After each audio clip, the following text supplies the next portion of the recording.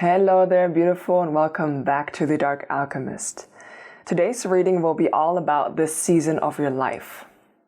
We will look at the alchemical process that is driving this season of your life.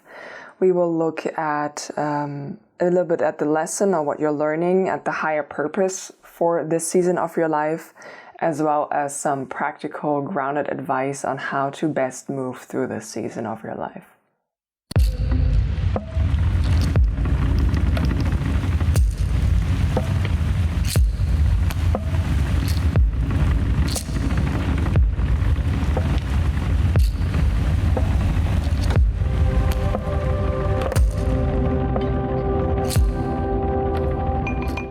Before I show you the piles and pull out all of the crystals, let's all of us take a centering breath together to arrive in the present moment and get in tune with this reading. Take a deep breath in and out with me now, please. Take a deep breath in and out.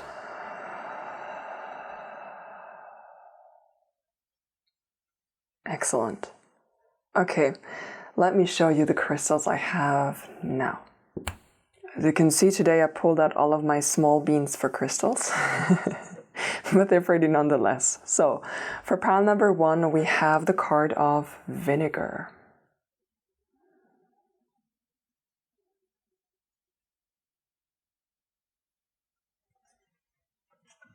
Like this. For pile number 2, we have the card of Uranos.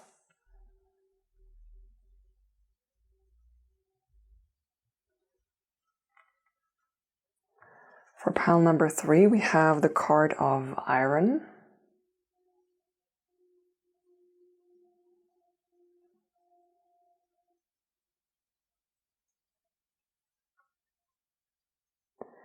And for pile number 4, we have the card of Lightening.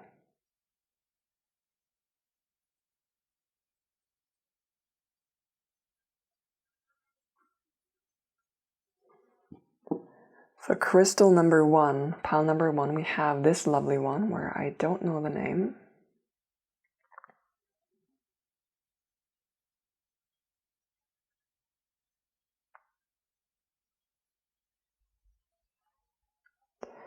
For pile number 2, we have citrine.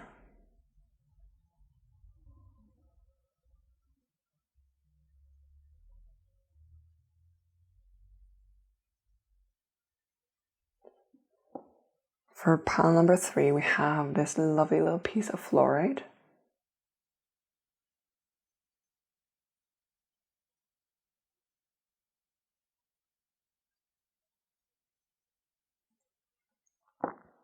And for pile number 4, we have this one where right now I don't know the English name for.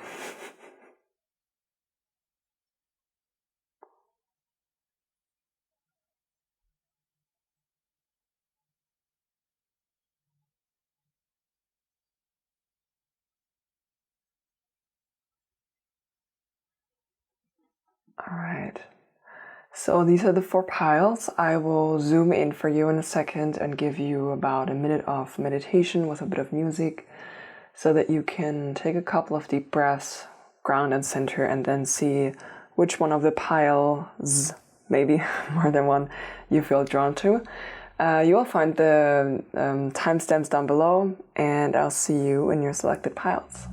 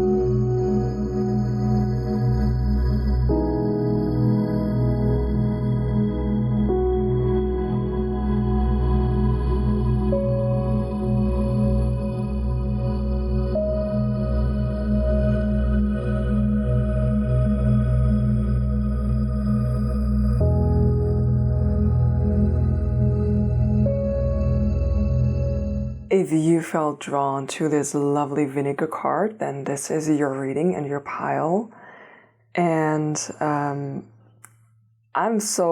just by pulling your cards, I'm so intrigued. I have a million different questions just from the few cards that flipped up, like face open, that I could see, that I want to get basically straight into it. So we will look at this card first and a little bit of your crystal, and then we will pull an additional card that tells us which season you're in, actually.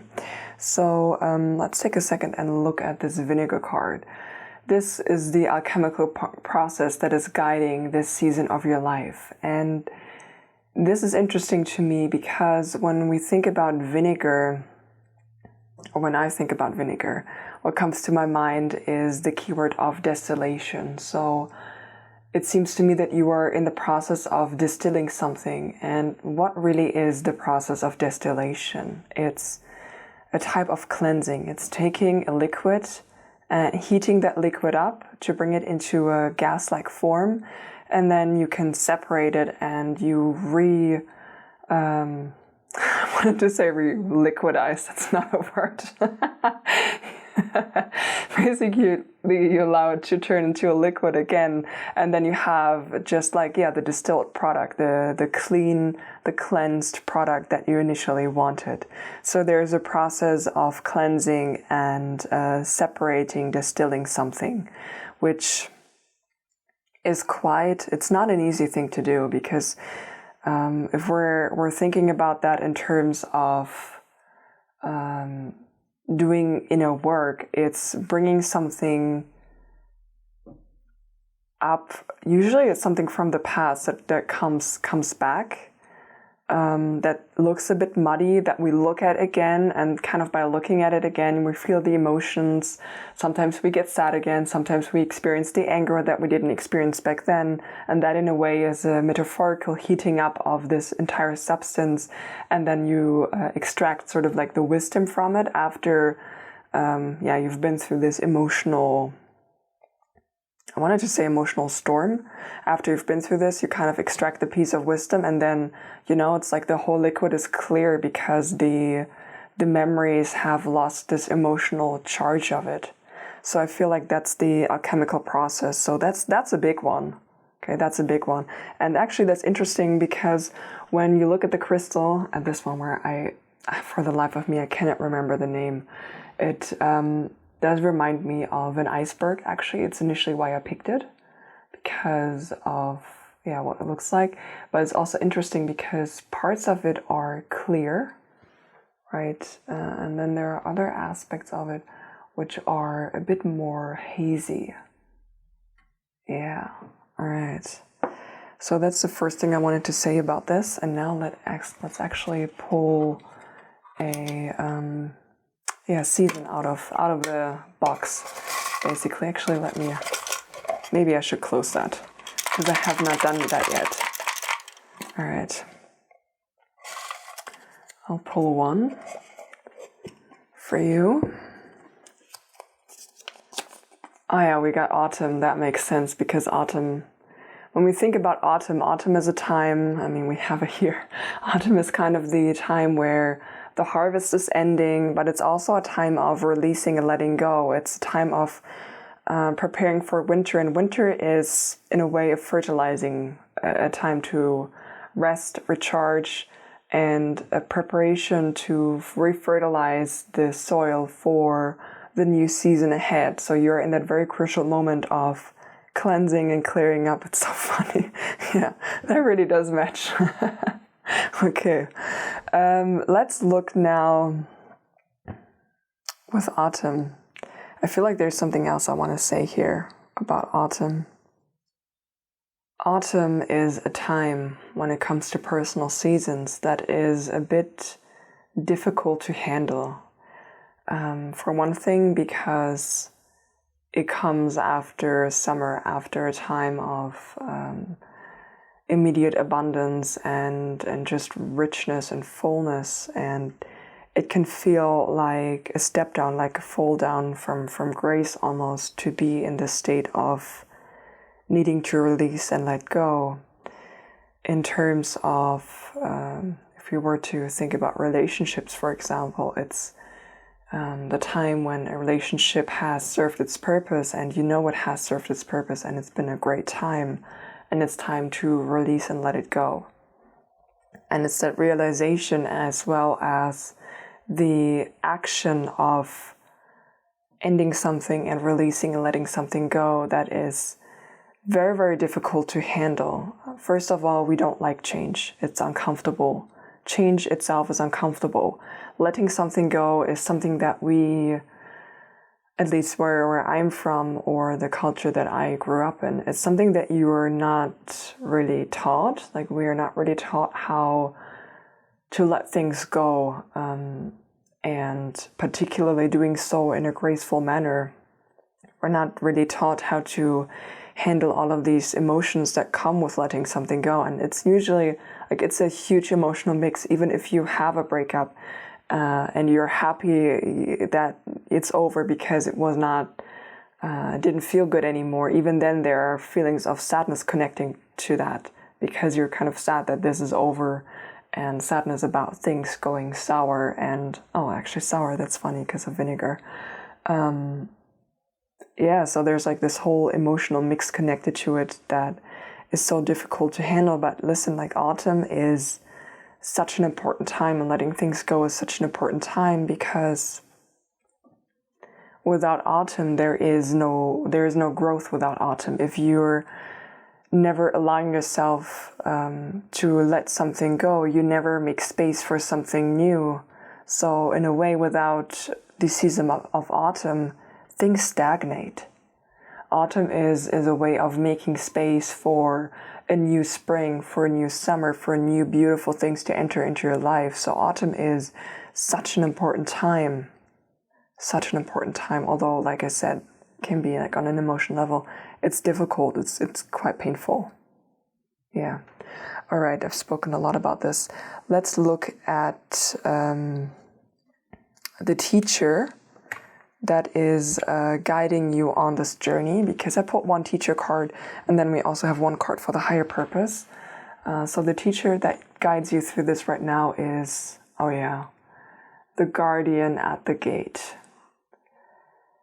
That is a very big card to receive, actually, in this, because, I mean, take a moment and look at the card for a second. Yeah, this is, you can see it better. It's camera, like, the light is glaring a bit.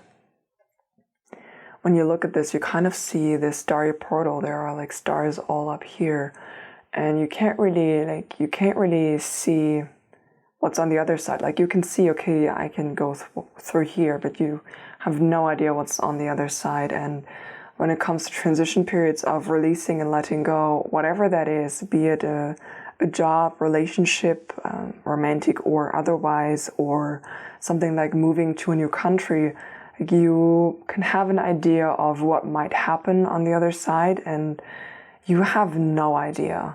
You have no idea. And that's not to say that you need to be fearful of it. It is requiring, like, letting something go is an act of bravery and courage, of realizing, okay, there is a different way of doing something, a different way of being. This type of change that this guardian at the gate initiates and guides you through is a change of a magnitude where, after you've been through it, your life will never be the same. And it's I have trouble putting this into words, because it's of a magnitude where you will have a very distinct before and after. This is like a major transition, a major change, a major destination. Yeah, this is very important, like, very, very big, very important. If I were to give you an example of when the guardian at the gate was present in my life, I would say it was in the last 2 years, very present, particularly in the last year. And the magnitude for me was, so I was working in healthcare before I started to practice myself, I will say. And it's the magnitude of just completely changing my entire life and realizing that actually, no, I do have a calling to be a healer, and I know I have, or like I knew I was a healer for a long time, but I didn't know exactly how it manifests, and I wasn't balanced enough, yada, yada, yada. I'm not going to bore you with the details of all of this, but it's the magnitude of change of trying to fit in to a job that, and like a whole way of living that was not aligned with me and didn't feel good, to healing the parts of me that thought that I needed to be in this position and in this space, and to have and live a life that is more conventional, I will say, towards now where I am so dedicated to following my journey, and I feel the best I've ever felt, and I know it's only the beginning. And discovering that actually some of the experiences I had were, for example, Reiki energy or being an energy worker. There are lots of experiences that predated me discovering that that's what that really actually was. Yeah, it's that kind of magnitude of like, woof, like things are never going to be the same, and it's all for the better. Like it feels so scary being on the other side of that gate, but like you don't get these types of gateways in order to bring you into Shitville, is what I heard. Wow, sorry about that. I'm only laughing at the word that came to my mind. I've never said that word before. It's only leading you to someplace better is what I want to say. Yeah, so that's the gate. That is the guardian at the gate. That's the teacher that brings you through. And let's have a look at the higher purpose now. We will come back to him as well. We have, oh yeah, that's big, healing the mother line. Healing ancestral work, mother line, and growing up. So it's almost like you are, this is like, like I said, this is the higher purpose of this autumn season. So there is a whole new way of being and moving through your life that is similar of the magnitude of what I spoke of from my own experiences waiting for you. Because when it comes to healing the mother line or doing ancestral work, we are coming into this lifetime with this ancestral karma, and we are born into the families that we're born into and experiencing the trauma that we are experiencing in order to almost wake us up. It's not a pleasant experience from a human perspective, from a soul perspective. Like it's a way of learning. It's like, which type of lessons do you need to learn, and what's the best environment for you to learn, without regards of whether or not this will be incredibly painful, perhaps drive you to the brink of insanity or not. It's quite, if you're looking at this from the human perspective, it feels very brutal, and like, why would anyone sign up for that? But from a soul perspective, that's kind of the purpose in general. So this season of your life is a lot of things from the past coming up that you can trace back through your ancestry. It's like particular thought patterns, beliefs, behaviors that have been passed down to you from your family, from your ancestry lines. It can be something as well as on how to approach the topic of work, for example. Is it possible to be self-employed? Do you really need to struggle in order to earn a living? And how difficult is the topic of abundance and scarcity mindset? Is there ever enough for anyone, or do you really need to fight for everything? Like, all of these kinds of topics are connected to healing the mother line and doing this ancestral work. Particularly when it comes to the mother line, we also have the connotation of the divine feminine energy, and divine feminine energy is not connected to what we are having as like gender structures towards like female and like male, and like feminine masculine. It's got nothing to do with that. I guess another word, if that's difficult for you to think about due to some personal beliefs, or I will say orientations, like gender orientation, etc., could be to think about the concept of feminine and masculine energy, of yin and yang, where we are talking here about the yin energy. So this is about allowing yourself to rest. This is about attracting something towards you rather than going out and taking all of the massive action in order to achieve it. It's doing just enough. It's letting your intuition guide you. It's coming from a very different place that's not necessarily logical driven. It's being in touch and in tune with your emotions, with the higher wisdom in a way. Like channeling information, like letting that guide your actions, because you know then it's in alignment with you. So this shift feels very much like it's like a way of empowering yourself and coming into alignment with your soul purpose, with your higher purpose. And we are usually only coming into this higher purpose when we have done a lot of the ancestral cleansing and clearing work. So you're here for a bigger job. This is this distillation. Didn't I also say about vinegar? I think I spoke about this in the beginning, right? Where there's something in the past, from the past coming up and showing itself in the present in order to be addressed and cleansed and like purified, like cleansed out. Okay.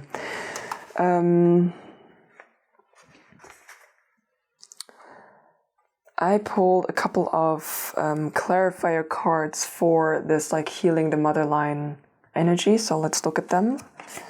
We have the card of wisdom.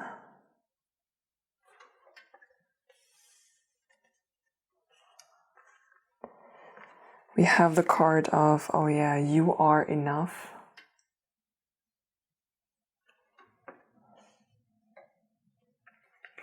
We have the card of control.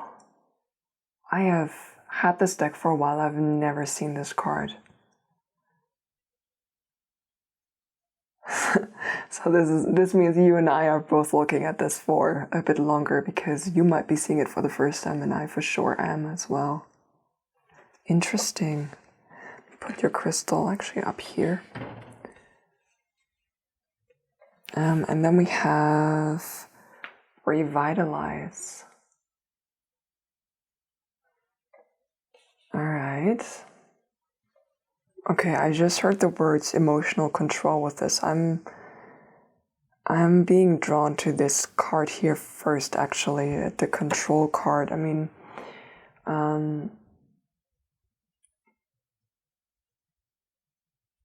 like I said, I heard the words emotional control, and when I look at the other cards in this spread as well, with like you are enough, wisdom, and revitalize, there is an emotional control. I need to change my camera battery. I'll be right back. I'm sorry. So sorry about that. Anyway, I'm back. I spoke about the emotional control, that's what I heard. And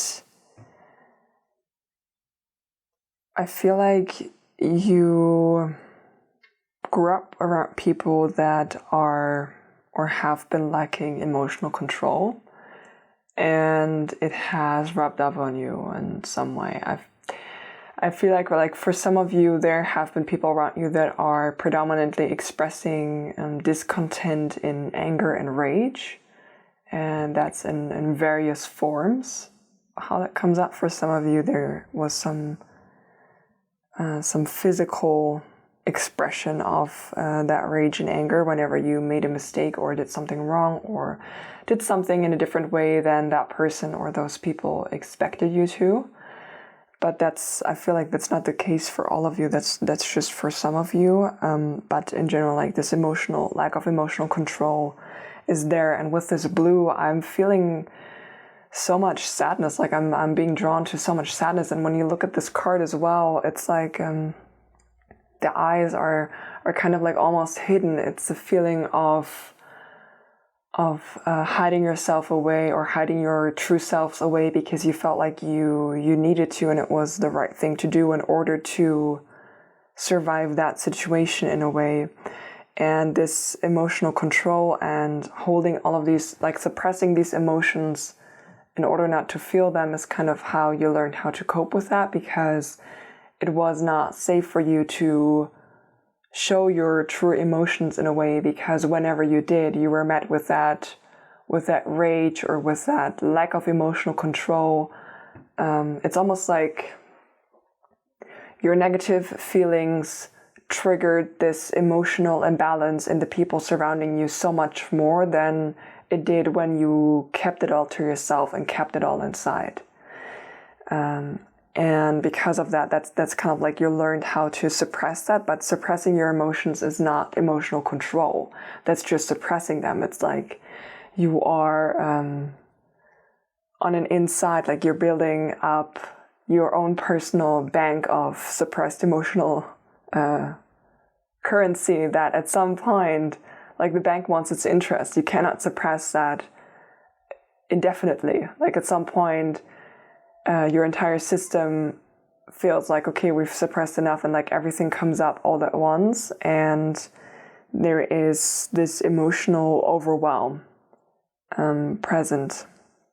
And I'm being drawn back to the vinegar as well, because with vinegar, when you think about using it in a salad dressing, it's like vinegar is really nice to use in any dish that you are cooking or creating to a certain extent. It can be very easily overpowering, it can be very easy to use too much. So there's as well this like balance that is needed, or that you are cleansing and distilling. So you are learning how to feel your emotions more and allowing them to be there rather than suppress them. Because emotional control, what is that really? It is a way of not being afraid of feeling particular emotions, as well as expressing them from a secure place.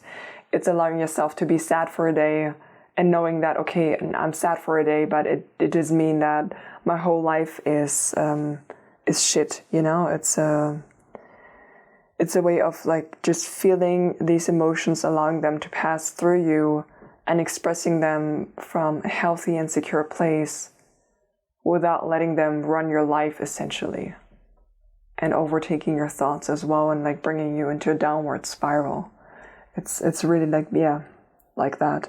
So this is something that you are learning. And by the way, I did not express that up until now, but I'm sorry that you grew up in such an unstable environment. That's not, like, I know from personal experience, particularly when it comes to needing to tiptoe around the emotional states of people around you. It's a tough thing to go through as a child, particular. I mean, as an adult, it's also difficult, but as an adult, you kind of have a frame of reference that's not normal. When you're a child, that's all you know. So, and because it's showing up in your ancestral line, I feel like something that when you look not only at your parents' generation, but at the generation prior to that, it's something that you can see in your whole family line as like a red thread that just pulls and goes through. And that's a really difficult environment to grow up in, because that's the only frame of reference that you have. So now as an adult, not only do you need to unpack all of that, like distill all of that, but also you kind of need to learn what the healthy way of being is. Like it's like a constant weighing up, like even in interactions with people that are secure and have like healthy emotional boundaries, etc. It's like, is this normal? Is this not normal? You know, like it's like the entire worldview that's kind of like readjusting and changing, coming into balance, and like getting cleansed and getting distilled. And like after you've been through this, you are an entirely different person. Like there's like a shift happening on all levels of you. There's a shift happening in your thought patterns, because when, let's say, someone reacts in a particular way, or you are experiencing something, you will no longer immediately think that you've made a mistake. You know, you will think about things in a different way. You will move through your life in a different way. You will have different relationships with friends, different romantic relationships, because you will no longer tolerate the behaviors that you have before, because you have healed that part of yourself. So that's what this magnitude of this change is about. And we have here, you are enough. Exactly. It's difficult to learn that you are good enough and that you are enough when you are growing up in an environment like this. So you need to learn you need to learn that the problem was never you, that the problem was the emotional immaturity of the people around you and the lack of emotional control of the people around you, that you were never the cause of any of those emotions, and that also you expressing negative emotions, even if it did trigger something in someone else, it's never your fault. And it never means that you are not enough. It just means that the other people don't have not learned that lesson yet. And maybe they're not supposed to learn it in this lifetime. Like, you know, you never know. You cannot really wait on that. All you can do is extract all of the wisdom and learning why people react a certain way. Like what happened in their lives that they learned this. Like, who did they pick these behaviors up from? And, you know, not everyone is ready to do that kind of healing work. I mean, you doing that kind of work, like, you know, it's not easy. It's very difficult, very nuanced type of work, and not everyone is ready to do that. Actually, most people are not ready to address that and go into depths as much as you are, as I can tell from the energy that's coming through here. So yeah, you're learning that you are enough and learning how to self-validate not only yourself, but also self-validate your emotions, and accepting that it's okay for you to be sad, and then be able to hold the space for yourself, and, you know, just allow yourself to cry, just like without judgment. It's fine for you to cry, like, you know, let it out.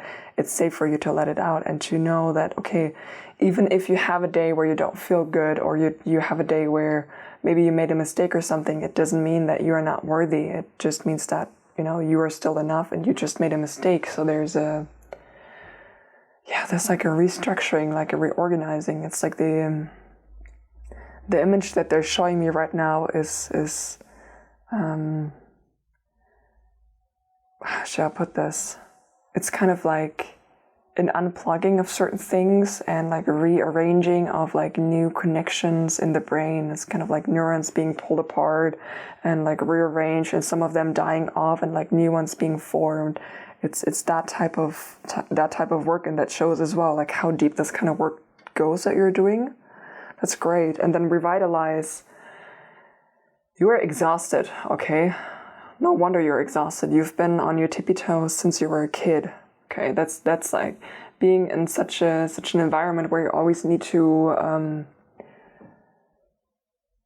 be hyper vigilant towards your surrounding and be like, okay, is it safe for me to be right here right now? What is their emotion like? What is their emotional state like? Oh, I sense a shift, and I need to go. I need to go. I need to protect myself.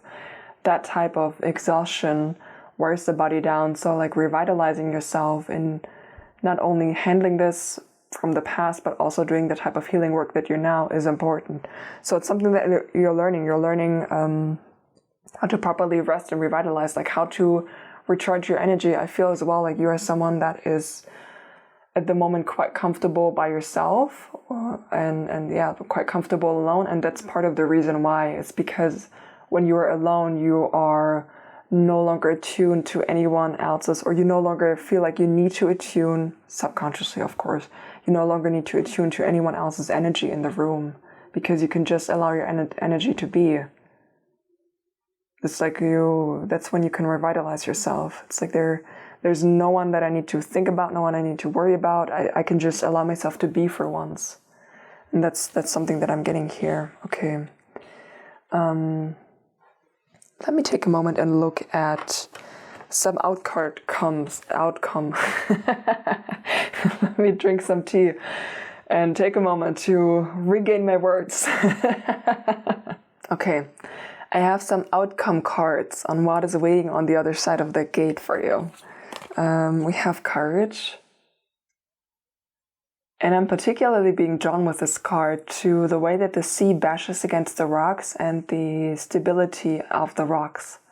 So it's like, when it's your family, you can change your family. You can decide to at some point go low contact or no contact, or there are so many different options of handling this, but because of the stability that you're building up within yourself right now, and like the resilience that you're building up within yourself on an emotional level, it's like people and all of these other emotional states from other people can try and come at you with the full force that the sea does, and it doesn't change anything. it doesn't change anything about your emotional state. There is a true freedom as well that's developing with this. It's like a stability from the ground up that is unshakable by any of the elements. Yeah, and the courage is like a nod to the courage that it requires of you to even do that kind of work. All right, we have change. Yeah, I spoke about this. Like, this is like massive change of a huge magnitude. And then I have for you gateway. Wow, you get the guardian at the gate and you get the card of the gateway. Damn. I will read this card for you, and I will put this, let me move your crystal maybe up here. Actually, no, let me move it here. I will put this there for now. And then the last card that we have for you is patience. And here I'm being more drawn to actually the imagery of the crane that's flying in front of the sun. And you can see, right, he's like on top of the mountain. It's like outcome card in that sense. Is not only is there here the full sun, so the sunlight, which means more abundance and more happiness and more lightness in general that's coming in. It's also you like reaching higher in the sense of becoming more and more yourself. But like, this is one part of the journey. It's on the discovery, but it's not like you're not on top of this mountain that you're on. It's just like one season of this journey that you're on is what I'm getting here. I want to read Gateway for you, actually. That's so funny. So actually, let me hold this up for you so you can see. Yeah, we got Gateway with Enchanted Valley. There are places on the planet where the veil between the physical realms and the mystical dimensions is especially thin. These places are called portals, vortexes, or spirit gateways. In mythology, they are revered as places where things beyond ordinary reality can occur. Mystics, visionaries, and shamans can traverse this realm and the next through these places.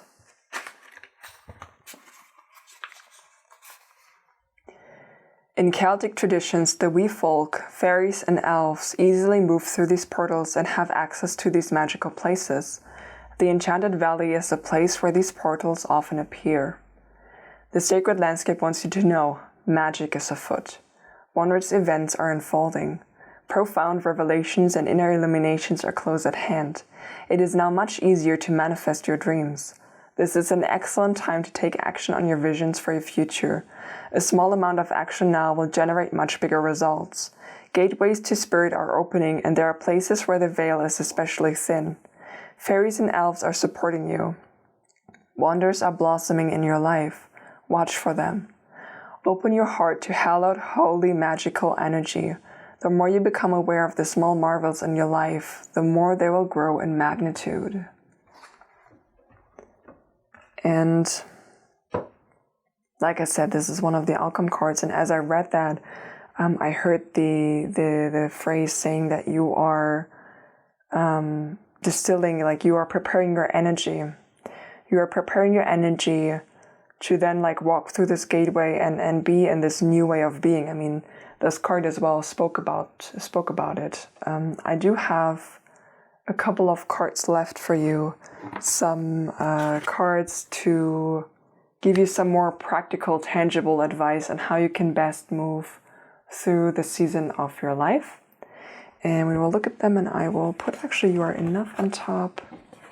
And here we got the Courage. Yeah.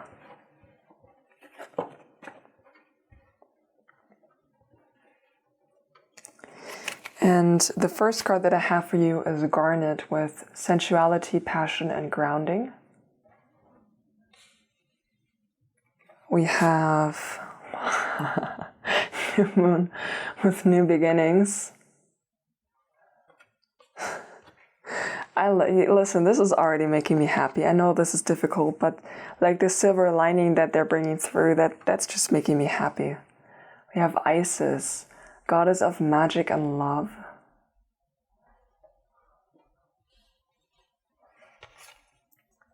We have rainbow fluorite, focus, productivity, and creativity.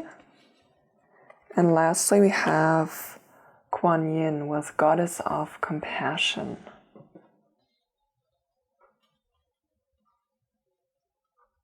Okay, so with this card here with grounding, it's the way to move through this is not only to put a lot of emphasis on employing grounding practices in your life, particularly when you're doing a lot of emotional work. It's important to ground. I mean, first of all, you're feeling your emotions in your body. Emotions are physical sensations that you can feel. It's like physical reactions in your body, but it's also something that takes you out of the mind space. Grounding yourself is a great way to calm down the mind and to also allow you to sleep better, is what I just heard. So some of you are not sleeping that well because of this emotional turmoil. Sorry for the dogs that are barking. Actually, right now it's just the one. But the second one will probably follow in a second. We have so like grounding allows yourself to sleep better. It's when the body has a certain sense of tiredness that will allow you to get more rest and to naturally sleep better. Grounding, important. Sensuality is connecting with your senses as well. It helps you to, when things get too overwhelming, to ground and get out of whatever's going on for you. With new beginnings, I'm being drawn here to the posture that she's in. So to make some time for being quiet and meditating. And actually, when you look at her very, very closely, I mean, her eyes are closed, but when you look at this, you see that there's a lotus flower that is slowly opening and has like all of these stages here. So with you currently being in this distillation process, you can start to think as well about how would you like your life to be? Like, how would you like your new life to be? If you were to be free from all of this, what would it look like? And to allow yourself to dream a little bit, and then to see all of these, like different stages of things coming into blossom, and you don't need to see and know about the whole journey. Like, you don't need to know, okay, in 2 years I need to do this. It's not about this. This is more about giving yourself something to look forward to as you're going through that, because this phase of like doing this distilling work, because it can feel like it can go on forever, and there's like always something new popping up and something new popping up and something new popping up. So you do need to provide yourself sort of like a vision of how things could be. Doesn't mean that things need to be like this, you know, you're not setting things in stone here. You're just more than anything sending out a more positive energy for what you want to be on the other side of this gateway here, basically. And we have Goddess of Magic and Love. I'm getting a similar energy here because of I'm being drawn to these flowers that are opening in all of these different stages as well of this blossoming with the magic. Some of you are working with manifestation, actually. So I'm not going to go deeper into this. Like, side note, you heard me just speaking about envisioning your new life. Employ that with your practices. You know how to do that, and you know what works for you. If you're curious about that and you're not into that, you might want to research that topic a bit further. I'm not going to give you recommendations because there's so many different variations and different things work for different bodies, and I'm not getting a clear message for you about that, so I will drop it. But I'm being drawn to the love here. Love yourself. Love yourself through this process as best as you can. And when I say love yourself as practical advice, that means, yes, that means bubble baths if you enjoy them, but that also means the more tangible and more almost like boring things about loving yourself. That means giving yourself a bedtime if you have a hard time getting enough sleep. That means making sure that you eat if you're so sad that you feel that you're not hungry but you know you should eat something. that is allowing yourself to get up and go outside for a 5-minute walk if you have not left your bed all day because you've been too depressed or something like that. Okay, so it's also these more like mothering energy, extending more of this mothering energy towards yourself as well. We have focus, productivity, creativity. Creativity can be a way to experience more joy right now, and for some of you, I'm hearing it's the only way that you are experiencing joy in the season that you're in right now. If that's the case for you, make sure that you are having time for your creativity. Make time for that. For some others of you, it's about focusing on what matters, focusing on doing this kind of work, focusing on grounding, focusing on taking care of yourself first. That's the most important thing, to take care of yourself first.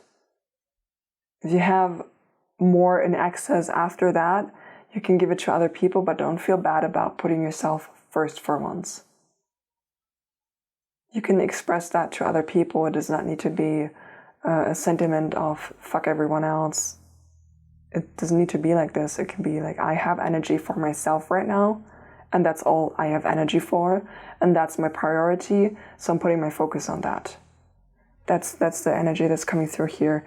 And with compassion, it's not only compassion for yourself, although do have compassion for yourself. Like, you don't need to be frustrated if it feels like you're taking a step forward and then going 2 back, and then taking 3 forward and then taking 2 back, you know. Be compassionate with yourself on this journey. This is not easy. It's also being compassionate for the people that have wounded you. Now, developing more compassion for the people that wounded you is something that will come naturally throughout this healing process. So I'm not telling you, like, when you're not ready to feel compassion for the people who hurt you, you don't need to. Okay, right now, in this moment, you don't need to. You are in different parts of this journey. That's why I'm bringing it up like this. But if you're in a later stage of doing this kind of healing work, you can see the wounds that the people that hurt you also carry. And it's a bit, like having compassion for them. But again, this is something that will come when you're ready for it. And it's not necessary for you to try to push yourself into that when you're not ready. Like, it doesn't matter that much, is what I want to say. Okay, like, don't force yourself to feel that if you're not there. It's not a big deal. Okay, so much for the practical advice. Wow, I can't speak. I have one more card left. It's a closing message from your spirit team for this season of your life. Just like 1 or 2 messages that they want to bring you. I shuffled it off camera already. And so what's the last closing message that you would like my beautiful pile number 1s to have? What's the message for my pile number 1s? Do I have a second one, please? Yes, thank you so much. All right. Both were ready. Okay, and we see like one of them fell on the courage and one of them fell here. We have this one first. We have, strength. When your roots are deep, you need not fear the storm. This is this courage card, this courage energy in a nutshell. Yeah, we have it with new beginnings. When your roots are deep, you need not fear the storm. With like the new beginning, like I'm being drawn to actually the family unit that is not happy with you changing yourself and being more healthy and being more positive and doing things in a different way. That's something that I'm getting here as a side message about this. It's like when you are grounded and rooted, it's like you can just let them do their thing and it doesn't affect you. That's what I see. We have music. There's melody to be heard in the deepest part of the woods if only we listen. Yeah, this is this quiet energy with the new beginnings. This is like quiet energy of the meditation of finally listening to your voice. It's about being tapped into the feminine energy, what I spoke of earlier, that can guide you. Yeah, beautiful. All right, my beautiful pile number 1s. That is the reading that I have for you today. As usual, for me, I will generate an EFT tapping session on the basis of all of our piles today. EFT tapping is a way to signal your body that it's safe to release emotions that you have stored in your body. It will be down below, as well as a dedicated Reiki treatment, half-hour-ish, also connected to this reading. Coming later this week, depending on when you watch this, might be out, might not be out. In the probably pinned comment and description box down below. Okay, that's it from me. Let me know how this resonated for you. I would love to hear your opinions and thoughts. I love to hear, about your stories as well and how this fits into your life. And if you enjoyed this reading, consider giving me a like. And if you like my energy, subscribe for more, because like I say, that's what I'm doing. I love this kind of work. And I hope you have a beautiful and gentle rest of your day. Take good care of yourself for today and get some rest. Bye. If you chose this red-orange card, then this is your reading. Welcome, welcome. I am excited about your reading already. I will first speak a little bit about the Iron card, and then we will pull an actual season confirmation from my little box here, and then we will get into it a bit more. My first connotation when it comes to iron and the alchemical process that is present in the season of your life is that iron is, so the first keyword that comes to my mind is the word of magnetism. So this alchemical process is here to reveal what you are attracting towards yourself. I'm also getting the topic of manifestation and like a shift from attracting something from the inner to the outer in a different way.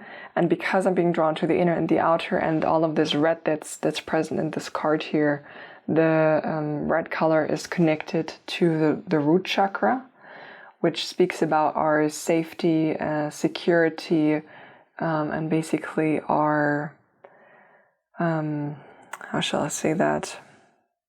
Our like primal needs or like primal support as a topic. And iron is used in a lot of building structures. Iron is a component of making steels. So, and steel is used in like highways or steel bridges or like a lot of structural support of buildings across the globe. So the question is about the way that you are supporting yourself or the support that is surrounding you that is currently being alchemized or you're being called to alchemize this kind of topic. If I connect that to the topic of the manifestation from the inner to the outer, I'm also getting a feeling that you have tried to, in a way, okay, this is deep. You've tried to run away from manifesting, or you've tried to run away from a particular circumstance or relationships, like a specific dynamic, but I'm not getting a clarity about the dynamic, a specific dynamic that you sort of like try to escape from before, but it's like wherever you go, it doesn't matter where you go, it will always follow you. And the reason is because it's something that needs healing and has not fully been healed yet. So even if you are trying to manifest something, you're kind of manifesting similar outcomes because the underlying structure or the underlying vibration that you're sending out is still kind of the same. It's like the same structural support. All right, that was very specific. Let's look at the season that you're in. I have my little box here. Let's mix it up a bit. And let's see, like this one. We have for you, we have spring. Okay, so spring. Oh, that's so interesting. Because I mean, when you think about spring, spring is a time when new seeds, when like the soil is being prepared for the new seeds to be planted, so that then something new can grow and you have like small sprouts coming up everywhere. you look, and it's really being drawn to this like preparation of the soil, like someone like raking the soil, pulling out some weeds and just like preparing it and then planting new seeds. Okay, let's see. Before I connect these two deeper, let's have a look at the teacher that is guiding you in this season of your life. And you got the Green Woman. And that is ridiculously funny to me because I just spoke about the soil being prepared. Like, I did not see this card before. It came out like this. And I feel called to read the description of the way that it's written in the book to you, because this card also speaks about growing things in soil and about like the wildness of nature. Like I want to read this actually to you. Let me get this ready for a second here.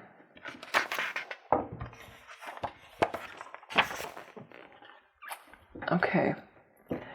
So we have the Green Woman, wildness, natural magic, expecting gratitude, and untrammeled creativity. The Green Woman dances naked in the moonlight, and in the sunlight, and the shadows as well. She does not care what you think of her. She knows her own worth from her experience of life. She is the feminine, vital, vegetative force that enables a root to crack stone, the reed to bend in the wind, and the oak to stand against the storm. The graceful, slow-motion dance of the Green Woman shows us how to release the constraints of artificial rules and limitations and find our true pattern of growth. Each of us, rooted or not, has an inborn pattern of perfection to guide our growth. Earth Mother nurtures us, Sun Father energizes us. Storms batter us, and sometimes we must bend before them. Other life preys upon us on the one hand and nourishes and supports us on the other. Within the framework of the real world, we seek our path to realizing our own potential and finding our own fulfillment. The Green Woman reminds us that where the ground is fertile, something will grow.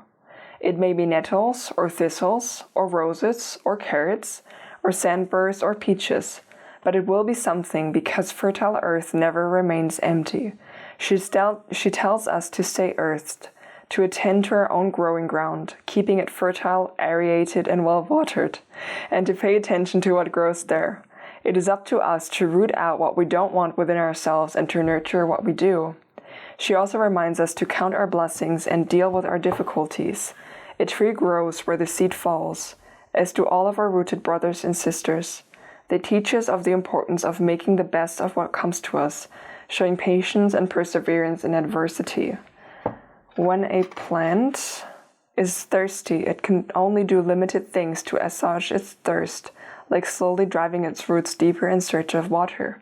But mostly, it must wait for water to come to it. Although we have legs and can often take action to get what we want, or at least we try to, there are some things beyond our reach.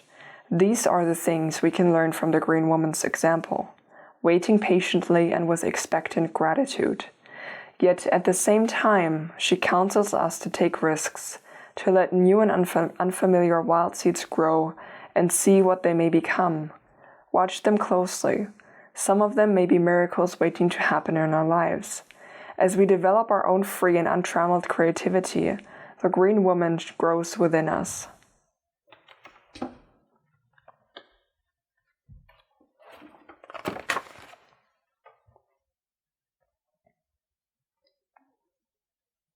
And then we have a little bit more here. The Green Woman speaks to us of caring for our growing ground and of the physical satisfaction of being our own natural selves and practicing our own innate magic. So that was very fitting about what I spoke about with the Iron card.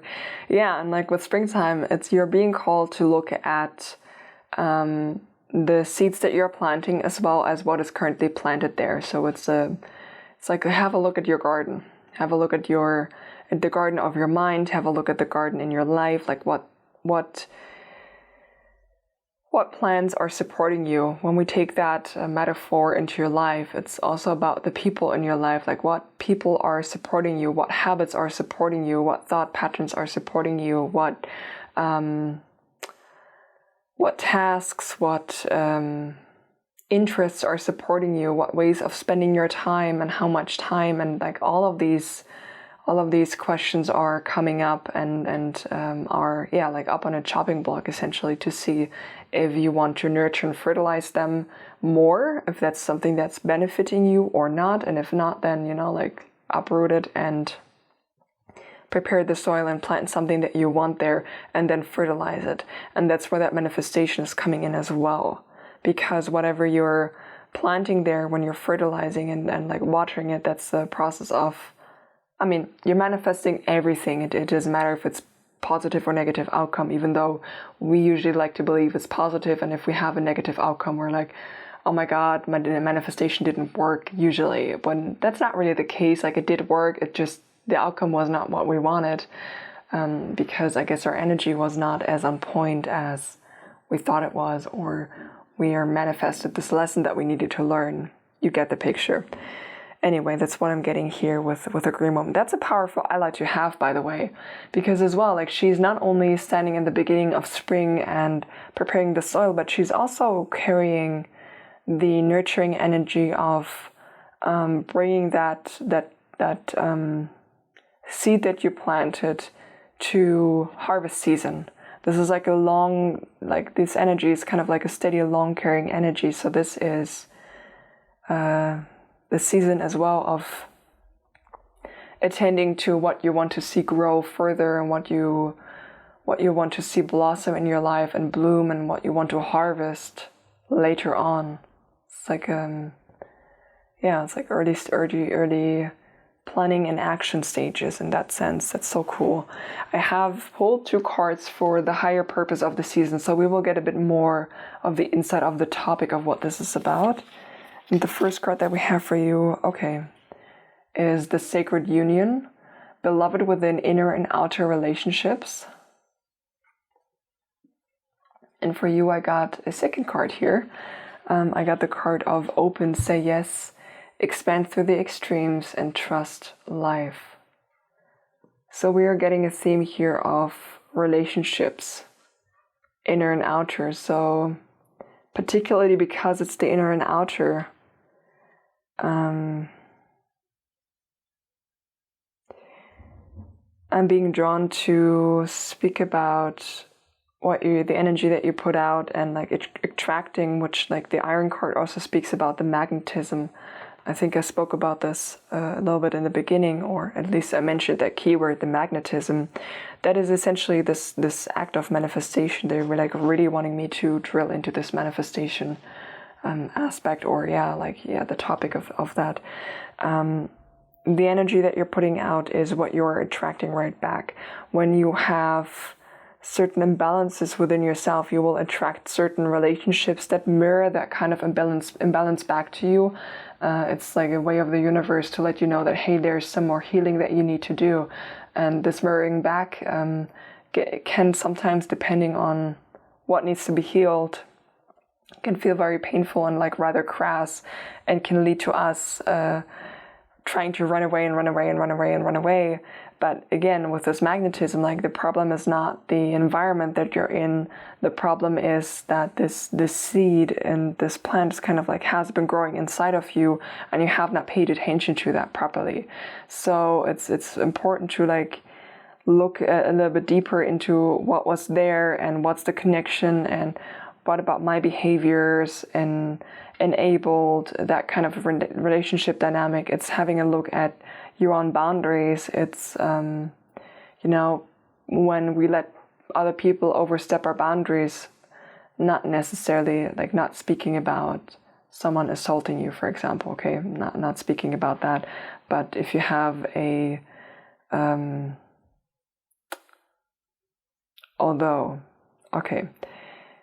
how can I phrase that in a way that you will understand that without getting triggered, because this is a highly triggering topic to speak about.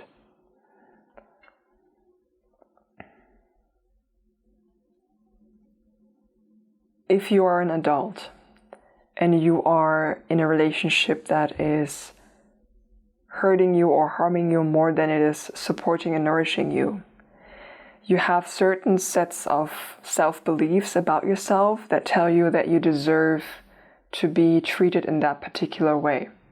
And perhaps you were groomed into that kind of self-worth and into that kind of thinking that you do deserve to be punished, or, however that may play out. But you do have, deep down, whatever happens around you, there is always a connection to a deeper self-belief that you carry. If it's something negative, there is a negative self-belief that connected to that allows this thing to manifest on the outside. So that is why this inner and outer relationship is coming in. It's like, if you are not treating yourself well, just you by yourself, how can you expect that kind of treatment to come from the outside towards yourself if you are not doing that, or if you're not treating yourself in that way? And the thing as well is, if you are treating yourself in a manner that is very good to you, very nurturing, very uplifting, you will never accept a partner or relationships from outside that mirror something less than that quality to you. You will not accept it because it's not up to your standard, right? Your standards are rising when your self-beliefs and your self-treatment rises in a way. That's like the core concept that they want to, when I say they, I mean your spirit team, by the way, that they want to speak about, that they bring my attention to.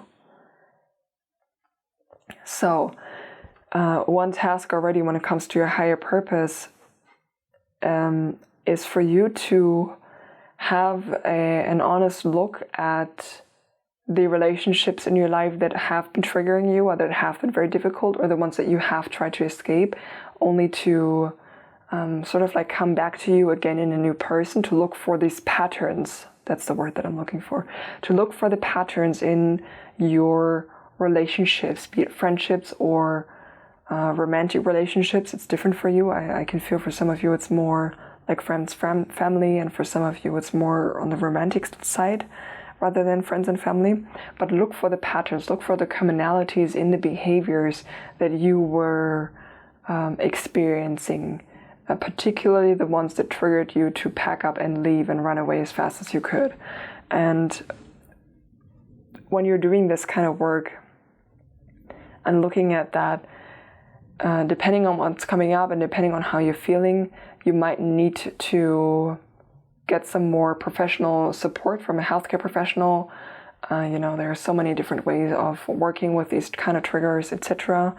Do what you feel called to, be it a therapist or be it a coach or someone else that helps you work through that, because you can also do some more body-based work that is less requires you to not speak so much. You can work with the body directly.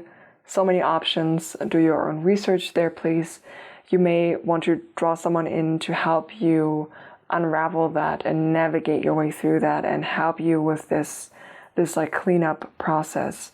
Because once you clean that up from the inside, you will start to notice that not only are you speaking also differently to yourself with the new set of self-beliefs that you have then planted and that you're fertilizing by speaking to yourself kindly, maybe doing some affirmation work and building yourself up in a new way, cultivating this with the help of the Green Woman in a new way. You're also attracting different relationships that attract and mirror the new person that you are. That's why we have the beloved within. It's like this self-love at the core that then generates the outer relationships as well. Okay, and with open here, say yes, expand through the extremes and trust life. It can be difficult to kind of trust this process because in the beginning you're kind of seeding these affirmations, or you're seeding these new ideas, or you're seeding these new habits, and it can feel like what is going on, and it can feel like, how should I put this? The time that passes between you seeding these seeds and planting and fertilizing them and then having reaping the harvest can feel like an incredibly long time. So that's why you're being called to trust. You will go through this process one time And then after you've had the experience of the harvest, I feel like you've never really also manifested from the inner to the outer in that sense before. So this is kind of a first and a new way of doing this. After you've done this once, you will have more trust in this process as well. So you're learning this process along the way, but you're also gaining more and more trust along the process because you start to see the fruits of this kind of garden work. Yeah. Okay, I pulled some cards for clarification on this higher purpose. So the purpose with like the sacred union, inner and outer relationships being in alignment here. We have assertiveness. Okay, so when I spoke about the boundaries, I guess that was a theme that, yeah, you're learning how to be assertive. And assertiveness is different than being dominant. Dominant is a way of trying to overstep everyone else's opinions and boundaries without regards of how they're feeling, or trying to exert your own opinion over others and your own will over others. That's dominance. And assertiveness is standing firm in your own beliefs and in your own truth and in your own needs, and being able to communicate all of these things without putting anyone else down. It's the strong like self-confidence that comes through in being assertive. It's like, no, I know that this is my truth, and it's okay if you have something else. I know that this is what I want to do, and it's okay if you think that it will not work, or if it's okay if you think that a different way of handling things will be better, but this is the right way for me, and I know this. That's the type of energy that this assertive card or assertiveness carries. So you're developing that along the way. Cool. I love that. That's so important. I love that. We have here relationships as another topic. Wow. Listen, because this came up, let me read that actually. Difficulties giving or receiving love and affection can manifest. Wow, okay. Because of painful experiences in the past, releasing these emotional blocks can help restore a sense of peace. Reach out with grace and connect with others. Soften your communication between people. I feel like I don't have to say anything else about this. I spoke about this already with the experiences coming back, because you have not healed like the deeper aspect. And then we have reconciliation. Now, reconciliation is an interesting topic to come up with the inner and outer relationships and someone being more dominant rather than assertive. But you see, when it comes to the relationships, it's like when you change, some people will not accept the changed person of who you are, but some people will. And these people will then meet you in the way that you require to be met now. You know, they respect your boundaries, they respect your new way of being in a way that you did not anticipate before. So with reconciliation, in this sense, it's not only that some of the like outer people that you have been falling out of love with, however that resonates for you, be that like family or some people that like romantic friends, sometimes, you know, you need a little bit of break. That's one aspect. The second aspect is the reconciliation of your own relationship with yourself and returning to a state of peace and self-love. And like unconditional self-love is the topic that's coming through here. That this is like part of this higher purpose is you coming home to yourself, and like you collecting all of these parts that have been like fragmented everywhere in like all of these relationships and all of these memories and all of these traumas that are connected there. Like you calling all of this energy back to yourself, planting these new seeds, and then seeing what can grow from this like fullness of this like primal energy in the beginning. That's really beautiful. And then we have strength and flexibility. And we have the green color here highlighted. And the green color is connected to the heart chakra. And the heart chakra is actually not connected. I mean, it is a little bit connected to the emotions, but the main connection of the heart chakra is actually the topic of relationships as well. So strength and flexibility. So higher purpose is for you to learn as well. What are healthy relationships? What do they look like? What do they entail? What are the dynamics? What do I want? How can I be myself and be in my own space and still be in relationships? How am I showing up in relationships? How, if we bring the iron energy back into this, how can my own relationship to myself support me? How is that supporting me? What kind of actions can I take for myself that nourish and support me? How can I allow myself to grow? What are the patterns that I need to undo? With outer relationships, it's which kind of relationships in my life support me? Which kind of relationships in my life are draining me? It's like all of these kind of questions that are flowing around this season of your life. And then also from that question and from those answers, then finding the courage and allowing yourself to manifest people that match these kinds of relationships that you want. And how you're manifesting that is by bringing the same energy that you want from other people, bring that to yourself. You want other people to be supportive of you, to hold space for your emotions, hold space for your emotions yourself, support yourself in that way. That's kind of the starting point that I'm getting here. Now, I do have a couple of outcome cards for this season of your life.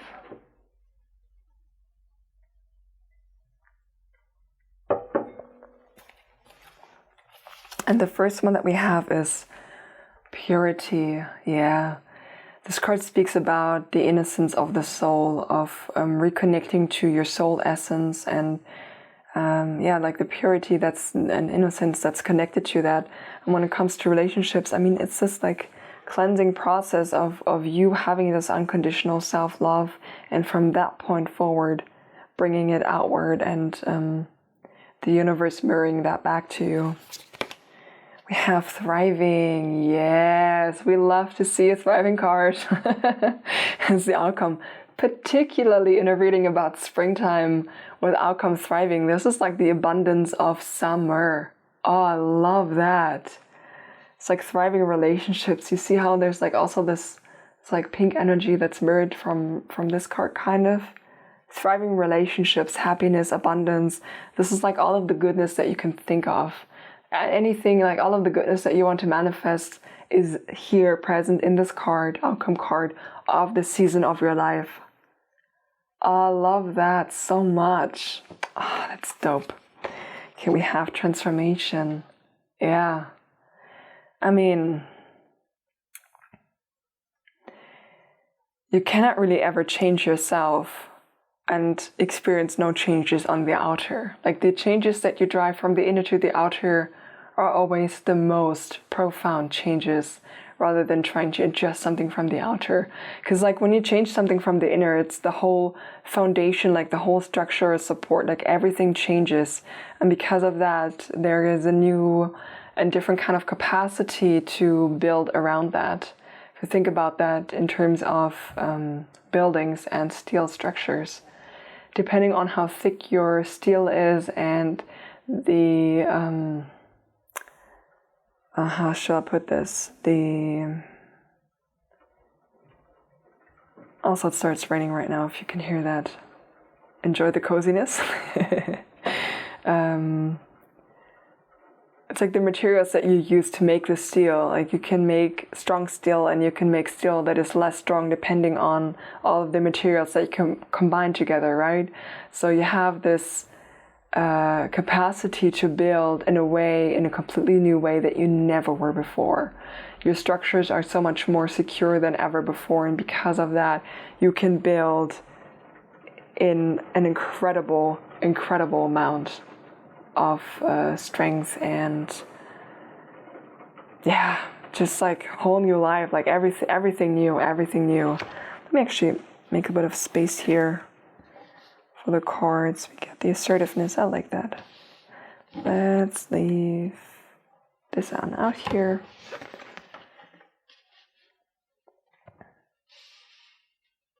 Have it be like this. Okay.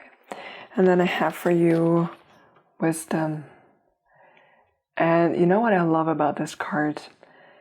is that she is at this mermaid here, she's at the bottom of the ocean. And I mean, the ocean is connected to the emotions. You will gain so much wisdom from doing this type of gardening work, from doing this type of boundary work, of looking for patterns and consciously nurturing what you want to nurture and to release what no longer serves you. So much wisdom for you to then also share with others. That's beautiful. And then the last one, that was at the bottom of the deck, but I wanted to pull it because I heard a message with this one. I got the card of standstill, and the message that I heard is that the wait is over, standstill. Like things are starting to move again. It will be like magic. Like things will just start to blossom and bloom, and things will start to move again, just like that. Things will start to move again. Standstill is over. That's the, again, outcome card. I will actually leave this here for now. And now I have some practical advice cards on how you can best support yourself moving through this. Let me make a little bit of space here actually now. Okay, the first card I have for you is introspection, which is kind of funny because I spoke about that. Look for the patterns. Sit in meditation, introspect, reflect. What was going on? What has been going on? What is going on? What don't you like? What do you want to change? And then look for the roots, look for the patterns, look for the limiting beliefs, look for the memories that are connected to that, look for the unresolved emotions that are connected to that. Like, where is the trigger points, basically? Then we have Goddess of the Sea and Mother of All.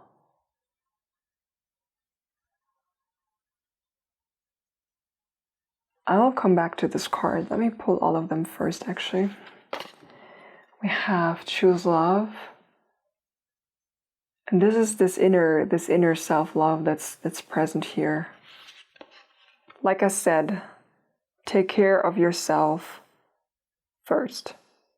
And then when you have more energy for others, then you can bring that in. Okay, we have Dana, the flowing one, Mother Goddess of Forest People and Fairy. We have Artemis, Goddess of Light and Divine Protector. And we have You Are, embrace the magic of your being. So, all in all, we see a very strong, like inward facing, kind of introspective energy of you.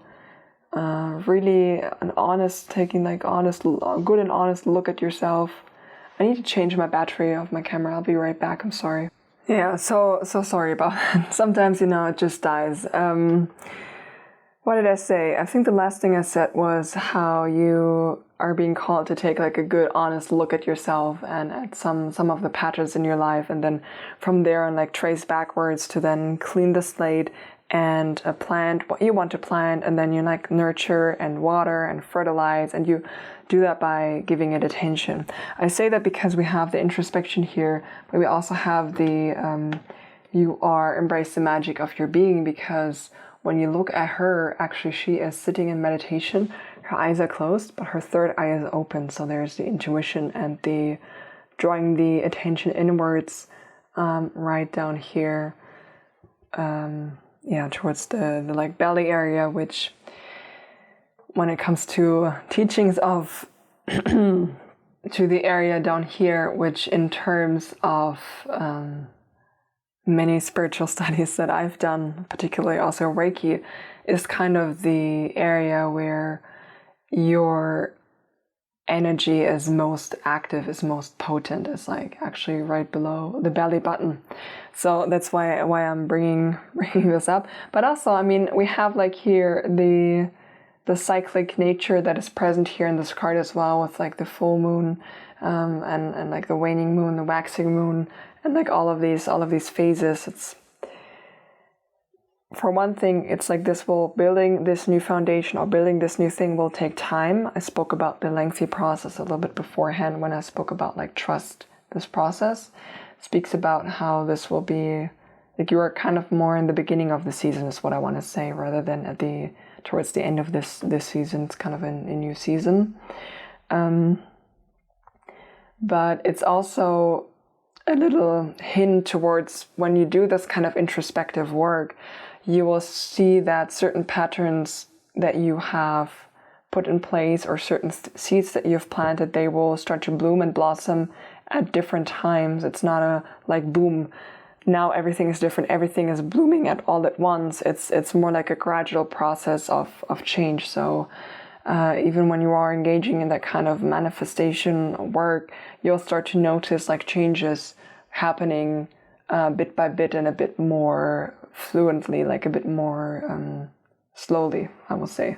Like, yeah, like rolling in like waves is kind of what they're showing me. Like something comes in and, you know, yeah, more like this kind of the motion that I'm seeing. And here with like Goddess of the Sea and Mother of All, I'm getting this call to ask you to mother yourself a little bit. And I mean that in the best possible way. It's for you to pay attention when you do this kind of introspective work. First of all, do engage in getting more support if you feel like you need to.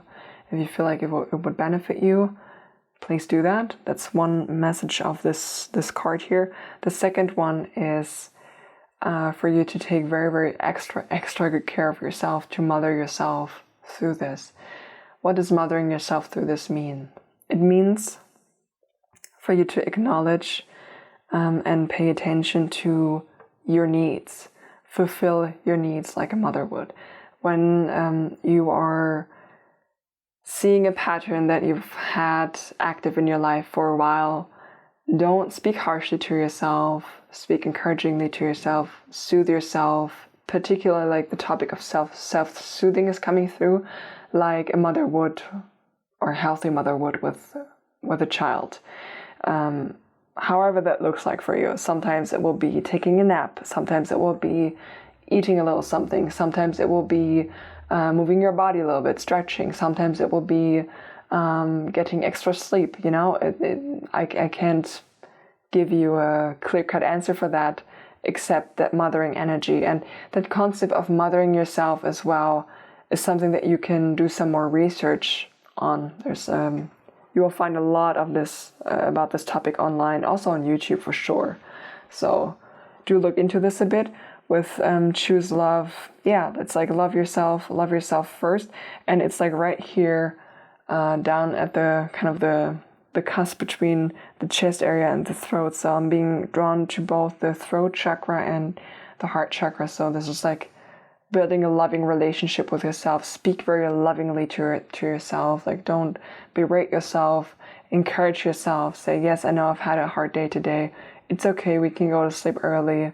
Good job today for doing that meditation. Good job for today for reaching out for help. Good job for today for setting some boundaries. Good job for today for letting others know that I don't have emotional capacity for them today, that I only have enough for myself today, you know, like that kind of energy. And here with Mother Goddess of Forest, People, and Fairy, and the flowing one, I'm being drawn to two things. The first one is water, like get yourself in a body of water. That can really help you. It can be a salt bath, it can be a shower, depending on the actual season that you're currently in. Like in the outside world, you might be able to go outside and swim in a river or in a lake, or, you know, like the sea, whatever you have around you. That's one message. The second one is for you to just ground yourself in nature. It's the forest energy, the calming energy that's present in forests, for you to spend time in nature, go on these nature walks, and allow that to soothe you as well. I feel like that these things have like very, very strong soothing quality, soothing effect on you. It does on me as well. Like that, like nothing changes me as much as either going for a swim or just going for a walk through the forest, or yeah, just being in nature. It's healing. It's just straight up, it's healing. All right, we have Goddess of Light and Divine Protector. This is more of a... Okay, I'm getting two messages for this. The first one is that your spirit team is highly protective of you right now. Highly protective. So there are certain people that will leave your life or that are leaving your life because of this kind of work that you're doing. Experience your pain and your emotions about all of this, of course. Just this little side message from your spirit team, this sentence of rejection is divine protection. It's the first one. And the second one is for you to be protective of your own energy. Pay attention to how much you can handle each day and how much you have energy for. Be honest with yourself and honor that. Set those boundaries. Set those boundaries. And with the you are, embrace the magic of your being. Dive into your interests. If you're interested in learning more about manifestation, I feel like you are, because this is coming through like no tomorrow right now. Like all throughout this reading, you must be somehow connected to manifestation. If you're interested in that, like go full force, like whatever you're interested in. This is like all of these are little nudges, like dive into it. Do your research. Enjoy that time, because this is somehow like connected to, like your magical energy, like ways in which your magic, your own personal magic, has its natural abilities, natural talents. I feel like you going on the search for these interests, like you will connect to that, and that's something that will then lead already into the next season of summer, I feel like, because you're nurturing that here, right? So if we take like a new skill or something that you're interested in learning, perhaps you want to learn how to draw digitally. That's something that I just heard. For spring season, it's like, okay, you got this interest, you start to do a course, you start to practice a little bit, and you start to nurture that kind of talent. That's like, that's what's coming through. So that next season, you got the full blossom, you got the harvest coming as well, right? So this is like the building and the nurturing, that's coming through here for you in this season of your life. It's really beautiful because it means you are creating a new life for yourself. That's great. I do have one last message for you. I've pre-shuffled this off camera, and it's a message from your spirit team, just a closing message for you for this season. So my beautiful spirit team of my pile number 2s, what closing message do you have for them? What closing message do you have for my pile number 2s? What kind of closing message? Did you see that? It just flipped all around. It did a 180. What closing message? Thank you. Okay, we'll look at this because that was odd. We have teach, inspire others, and let nature be your greatest teacher. We have this one. Oh my God. Okay. We have friends. The most unlikely friendships can form like variegated lichens on hard rock. They create a tight bond. I'm laughing because you saw that it flipped over and then it flipped over again. So this is kind of bringing me back to the card of reconciliation that we got earlier. Yeah, so some people are there for a reason, some are there for a season, and some are there for a lifetime. All right, and then the last one that we have is reconnect. Secrets lurk in the captive shadows deep in the woods. And this like reconnecting is you're reconnecting with yourself. It's like you're reconnecting with your own energy and like calling all of your parts home and building from there. It's like this introspection. It's like this dark moon kind of energy that's coming through. All right, my beautiful pile number 2s. That is the reading that I have for you today. I hope you enjoyed it. And what else? Okay, connected to this tarot reading, there will be 2 extra resources. One will be an EFT tapping video that I will create, and the other one will be a Reiki treatment. Both coming from my perspective right now later this week. I don't know when you're watching this, it might be out. Check the pinned comment and description box below. And I would love to hear how this resonates for you. I love reading your comments, and you just giving me some more information about how this fits into your lives, because it's so different if you have a collective reading for everybody, right? So I'm really, really curious always about that.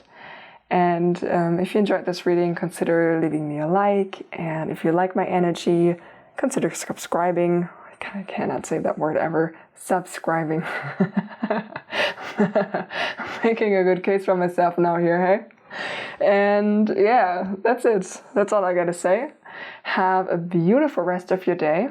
And I'm so curious to see in the future what you have grown and like what seeds you have fertilized and watered, and yeah, just like, you know, see what your next season is going to be like, because this looks promising. Like spring is fresh slate kind of energy.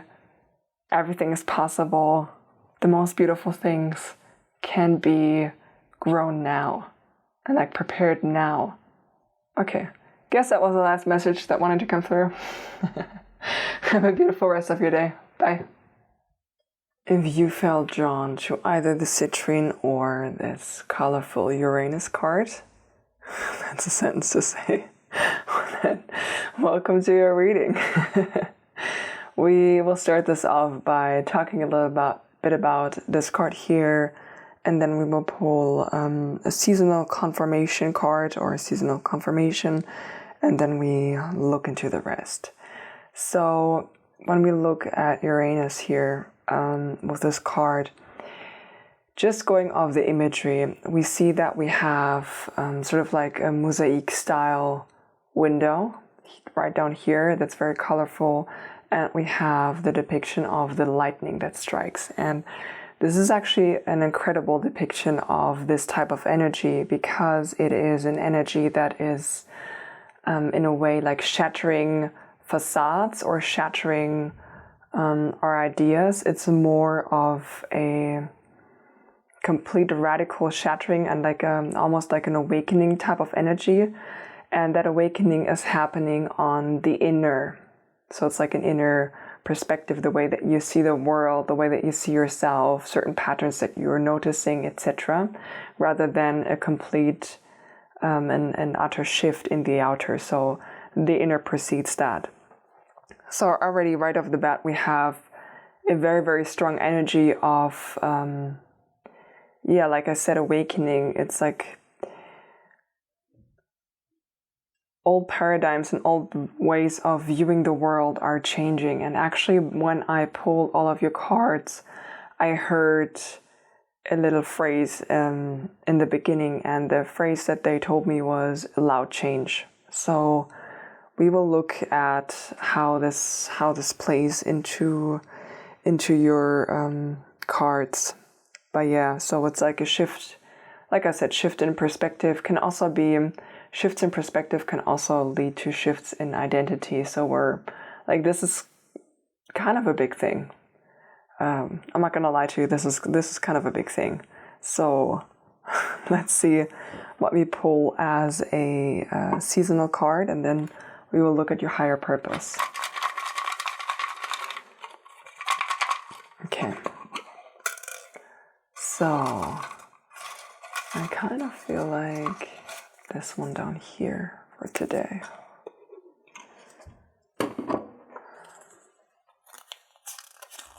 We have autumn for you. All right. Well, autumn is the time to shed and release what no longer serves you. It's the time when everything outside in nature prepares for the long, dark winter, right? The trees are dropping their leaves in preparation for the harsh winter storms that are ahead. And it's kind of, it's like a time to release and prepare for winter. So let's see how this connects to this. I mean, when you think about like shattering facades is as well, it's like letting go of a certain worldview. It's letting go of certain ideas, letting go of certain old identities. So it's a preparation time for you in this season. Like that's kind of the alchemical process. It's a preparation time to be reborn again, and you are in the releasing stage of that. So that's the shattering of the facade. Whereas if we look at this, like winter would be sort of nurturing the new little seedlings of the new identity, and like building and growing that. And I feel like for you, it's it's kind of a mix of both. Like this feels, because this is very radical energy, this feels like it's like sudden. It's almost like one day you wake up and you're not the same anymore. That type of energy, that type of radical, one day to the next, everything is different, I'm different. Who are these people? Why is the world like this? And just, yeah, like massive awakening energy. And then, yeah, handling the aftermath of this, I guess. I did pull one teacher card to see who is guiding you. I mean, you have many guides, but who is guiding you through this season specifically at this moment, at this time. And we got for you the Dark Lady. And now that's interesting that you pulled you got the Dark Lady. And the reason that I say that is that she is an energy that helps you prepare for rebirth. She is the energy of unconscious power and wisdom, as well as mysteries and rituals.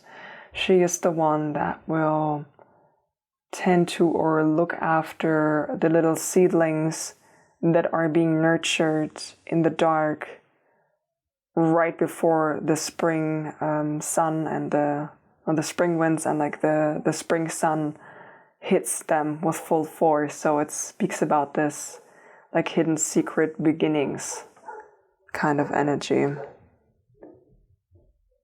I'm just waiting for the dogs to stop working. Give me a second here. Okay. They stopped.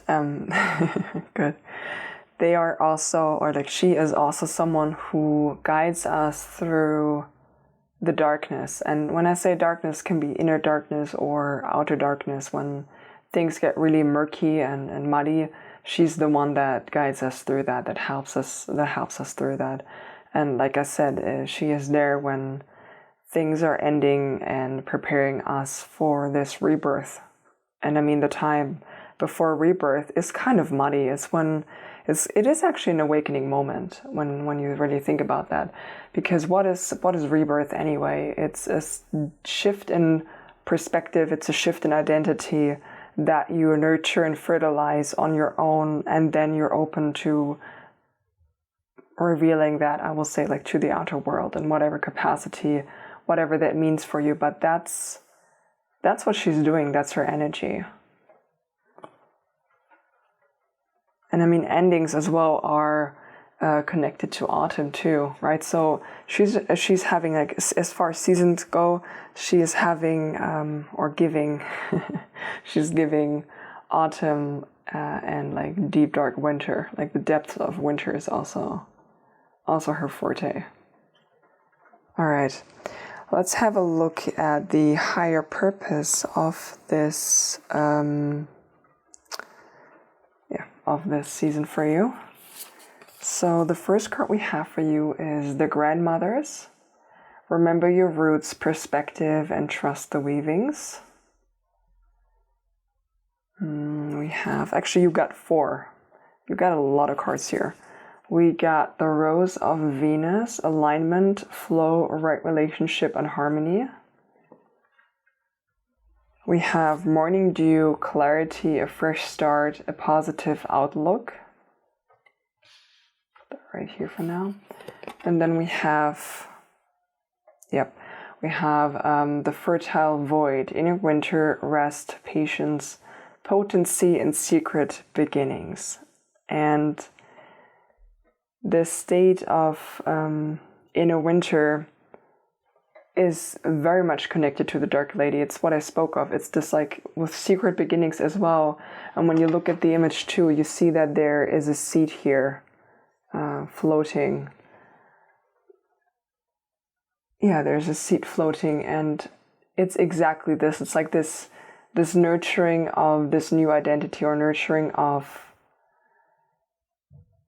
these new beginnings, and just you by yourself. So like I said, this is a preparation time for your rebirth. So the higher purpose of the season, which is a preparation of your rebirth, is connected to topics of changing your perspective. That's why we have the Grandmothers here.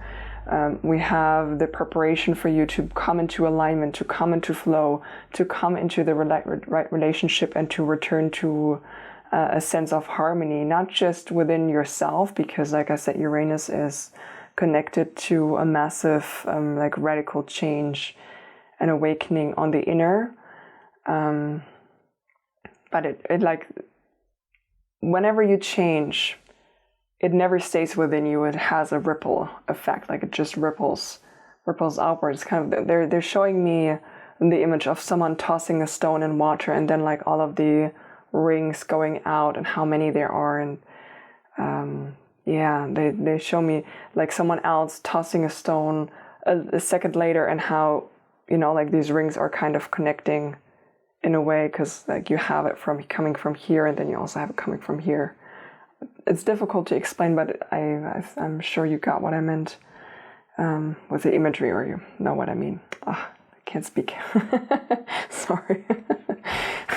Yeah, but that's why we have here the right relationship and harmony. It's the outer shift, this rebirth. Like, you're doing the inner work, you're preparing for the rebirth, and then the higher purpose of this season is for you to have the rebirth. That's why we have this here. And this rebirth is leading you to this like right relationship. And the alignment is something that you're building through this awakening. I think we will go a bit deeper a bit later. We have here clarity for a start, a positive outlook. So yeah, this is the clarity. I mean, awakening, perspective shift, clarity, a fresh start. And what I love about this as well, actually, when you look at this card, is the feeling that I'm getting here is a complete embrace of your true authentic self, a true embrace of who you are, who you're meant to be. And because this lady here in this picture, she is naked, I'm getting this sense of like innocence. It's like all of the illusions that you have been taught in this lifetime that you started to believe, like a lot of them are being broken open and shattered, basically shattered. So this is not conducive to one specific area of your life, even though we have here the relationship and harmony and like alignment and flow like coming up. But that kind of shift that I'm getting from this is something that is connected to every area of your life. It's like it has a domino effect. This season has a domino effect on you. You will have a certain awakening and a certain perspective shift about one thing, and once you start to unravel that and understand that more, this perspective shift will then move through other areas of your life. So yeah, that's what I'm getting here. This is big. This is really, really big. I mean, when it comes to awakenings, like, we have often more than one awakening, but we tend to have one that hits a lot harder than all of the others. I'm smiling because it's kind of difficult to put into words, but there is one awakening that hits harder than all of the others because it's the biggest one. It's the one where most of the structures that you have built for yourself, or most of the structures that you have built for yourself. And when I say structures, it's like concepts that you have about yourself, about the way that the world works, about what's real, what's not real, about the limits that you have, the limits of our universe. All of these things are like, just being shattered. Like, all of these things are coming down. All of these things, like, one by one. It's like someone decides to take a whole row of skyscrapers down, like one after the other, and that's the image that they're showing me.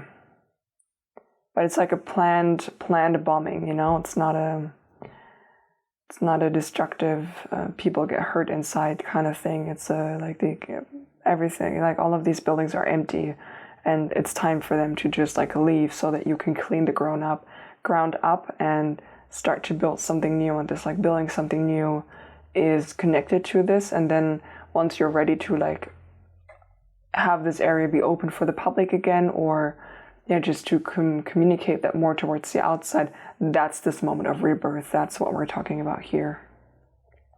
Let's get a little bit of clarification surrounding this higher purpose.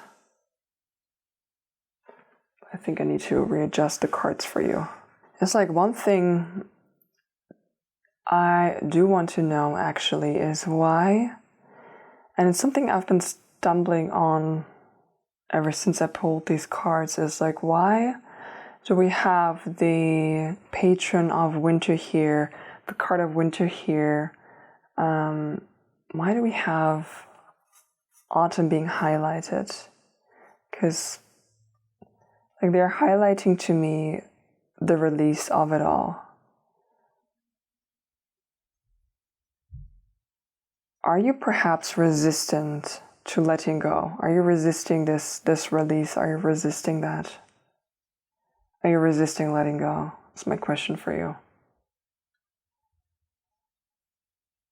But now actually let's look into these cards. Maybe I will get some more information about this later. So clarification for your higher purpose, we got energy. Okay, so yeah, we got a shift in energy. This is also, when you look at this card, it kind of looks like a parrot almost when you look at this, right, at the figure. They don't look too well. They look like they've been up for far longer than has been beneficial for them. I will keep it gentle as that message and not say what's actually on my mind. Yeah, so regenerating, it's a change in energy. It's particularly with this one because it seems so like fired up. I'm getting the fight or flight mode that's being highlighted to me with this card, and a calming down.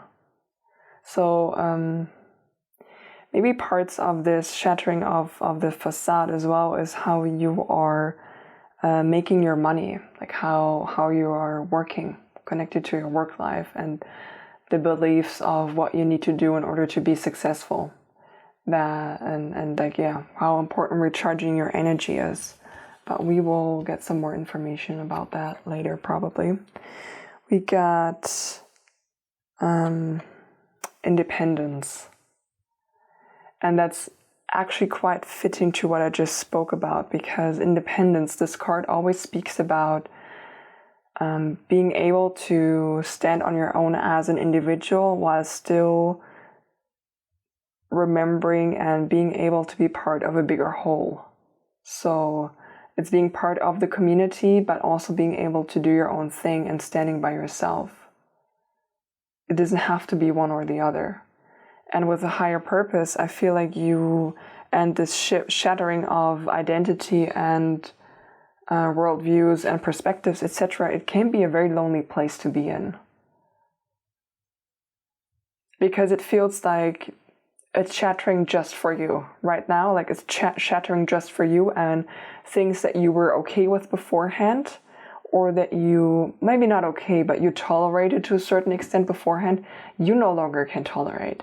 There are certain things, certain behaviors, perhaps certain hobbies or interests that you had before that just like all of a sudden you can't do them any longer, and it feels like to be in a very lonely place. Because when you look around at the people surrounding you, if they're not going through something like this or have never gone through something like this, it can feel like you're broken almost in a way, because it's like, why am I suddenly seeing things like this? Like, why is everyone else okay? Why am I not okay?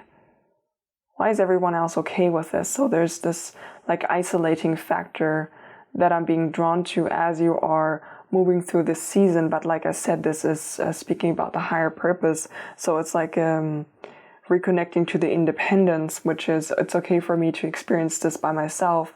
And then at the end of this, regaining a sense of, okay, I can experience things independently and see things in a different way. And it's okay for me to do that. And there's also, like, I can also still be part of a larger group. They don't necessarily have to see it the same way as you do. Although I will say with the alignment flow right relationship, this does not necessarily have to be romantic. Can be, but not only.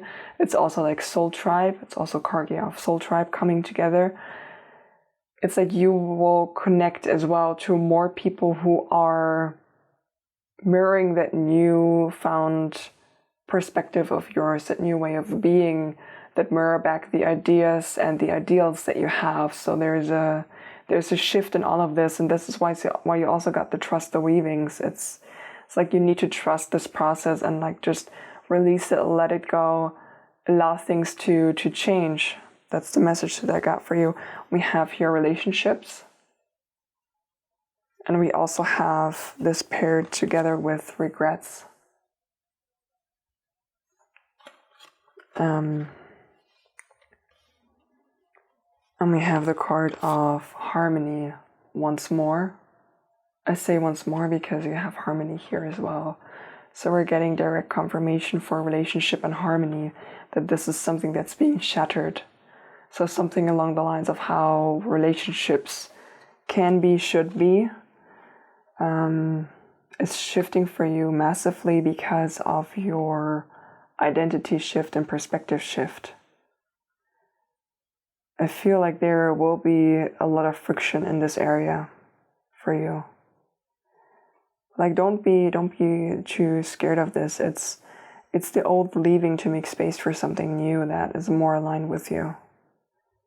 I know that's easy for me to say from my perspective, and more difficult to say to yourself when you are going through that. But it's the truth. And then we have liberate. Yeah. This is it.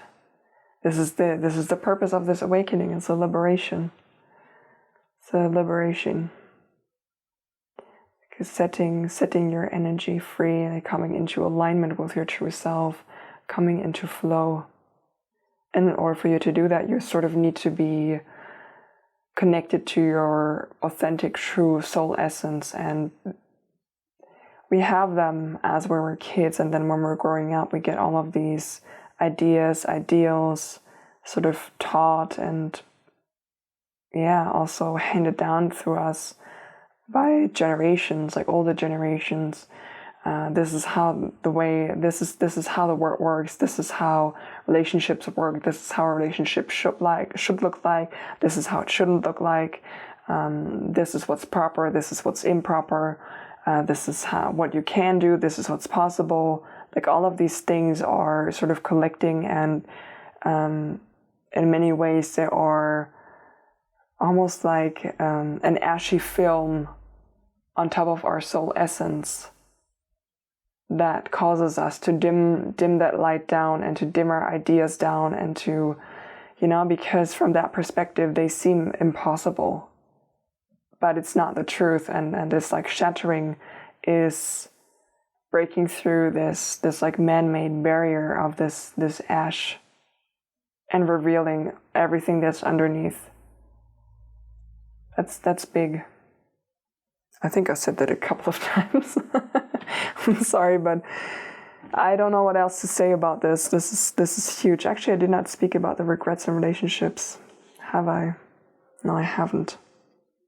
There is a theme here about relearning, being compassionate with yourself and with mistakes that you've made in the past when it comes to relationships, but it's also a message of just any regrets that you have, like letting them go, because in a way they're holding you back, they're holding you hostage, they're not allowing you to fully close and end the chapter and move forward. And I'm being drawn right now to the autumn, and that this is part of the reason why, even though like this purpose of the season is for you to be in winter, we got the autumn card, is because there's certain things that you are hesitant to release and let go of.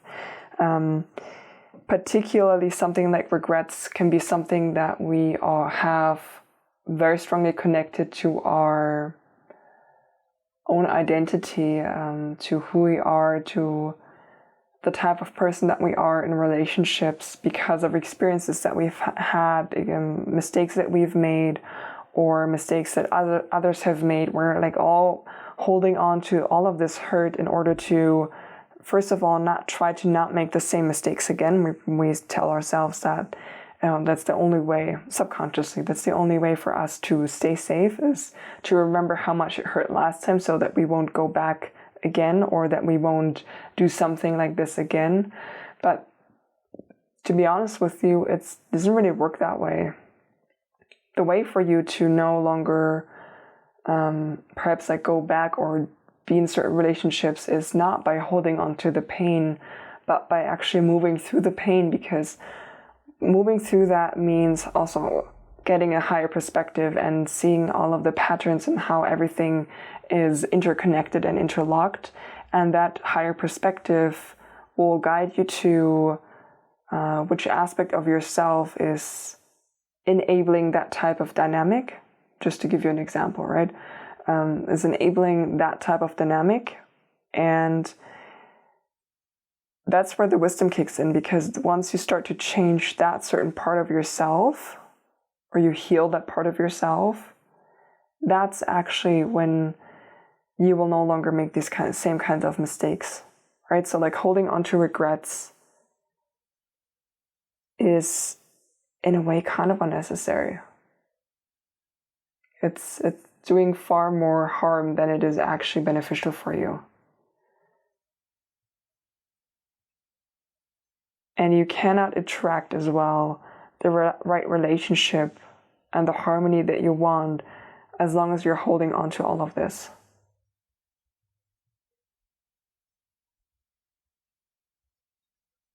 It's time to set yourself free from that. And you might benefit from doing some forgiveness work, some self-forgiveness work. You can do that in a lot of different ways. Yeah, okay. Let me put the Liberate card up here, and we will look at some outcome cards. The first one that we have is Stillness.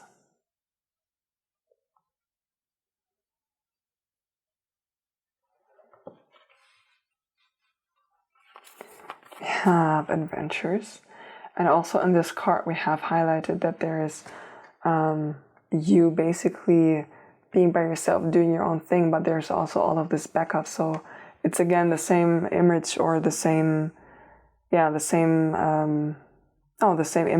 as it was on the Independence card. It's you being by yourself while simultaneously being part of a larger flock, as well as adventures, of course. This is abundance. We have the waterfall here, so this speaks of happy emotions, of blessings, of abundance.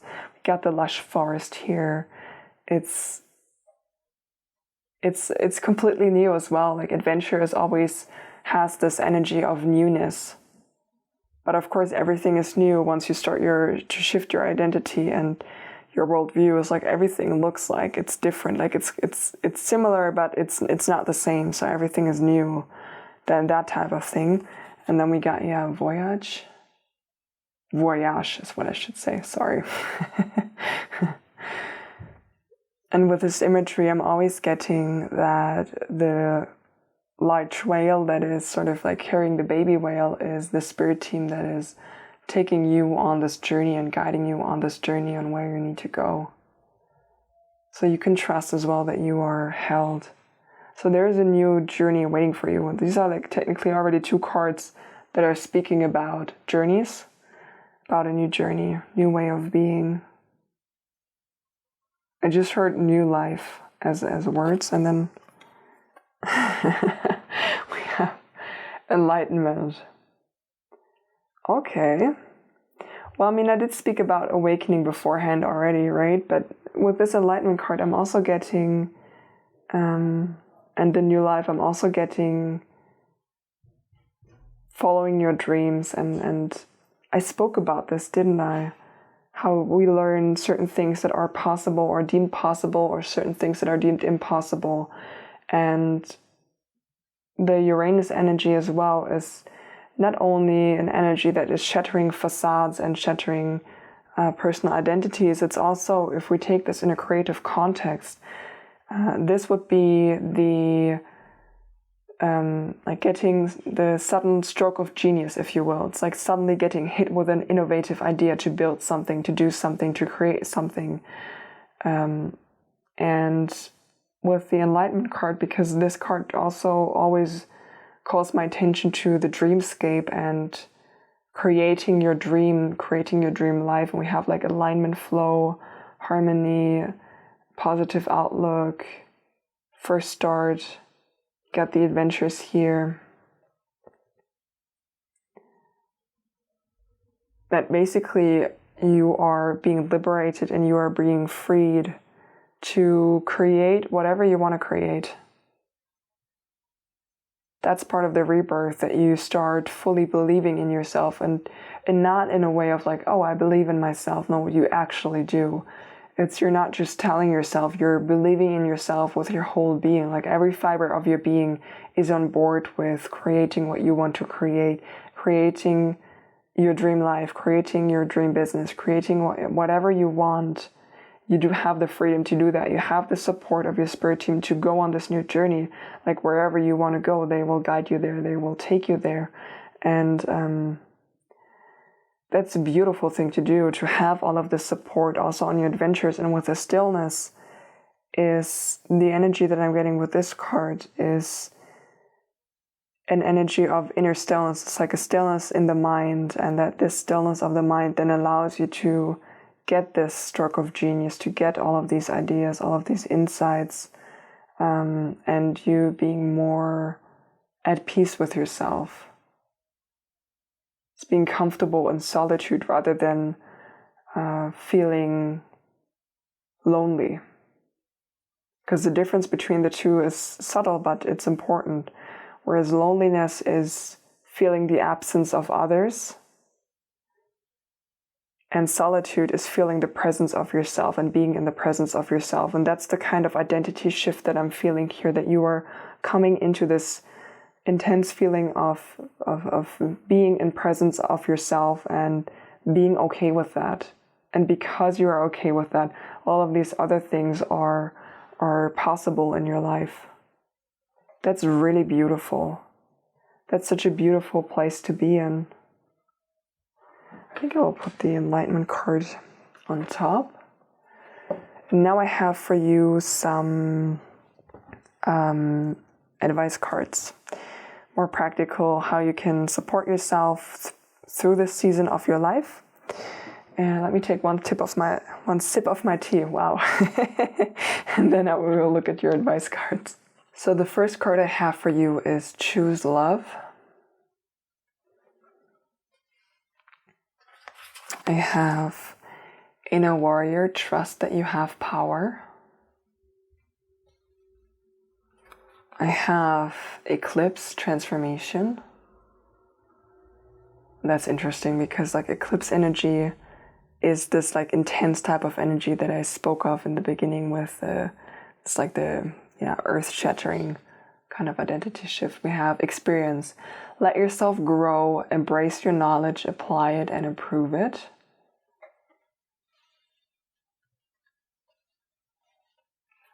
We have Kuan Yin, the goddess of compassion. We have Space, hold space for your difficult emotions. And we have Healing, welcome healing into your mind, body, and life. Let me rearrange the cards for a second here.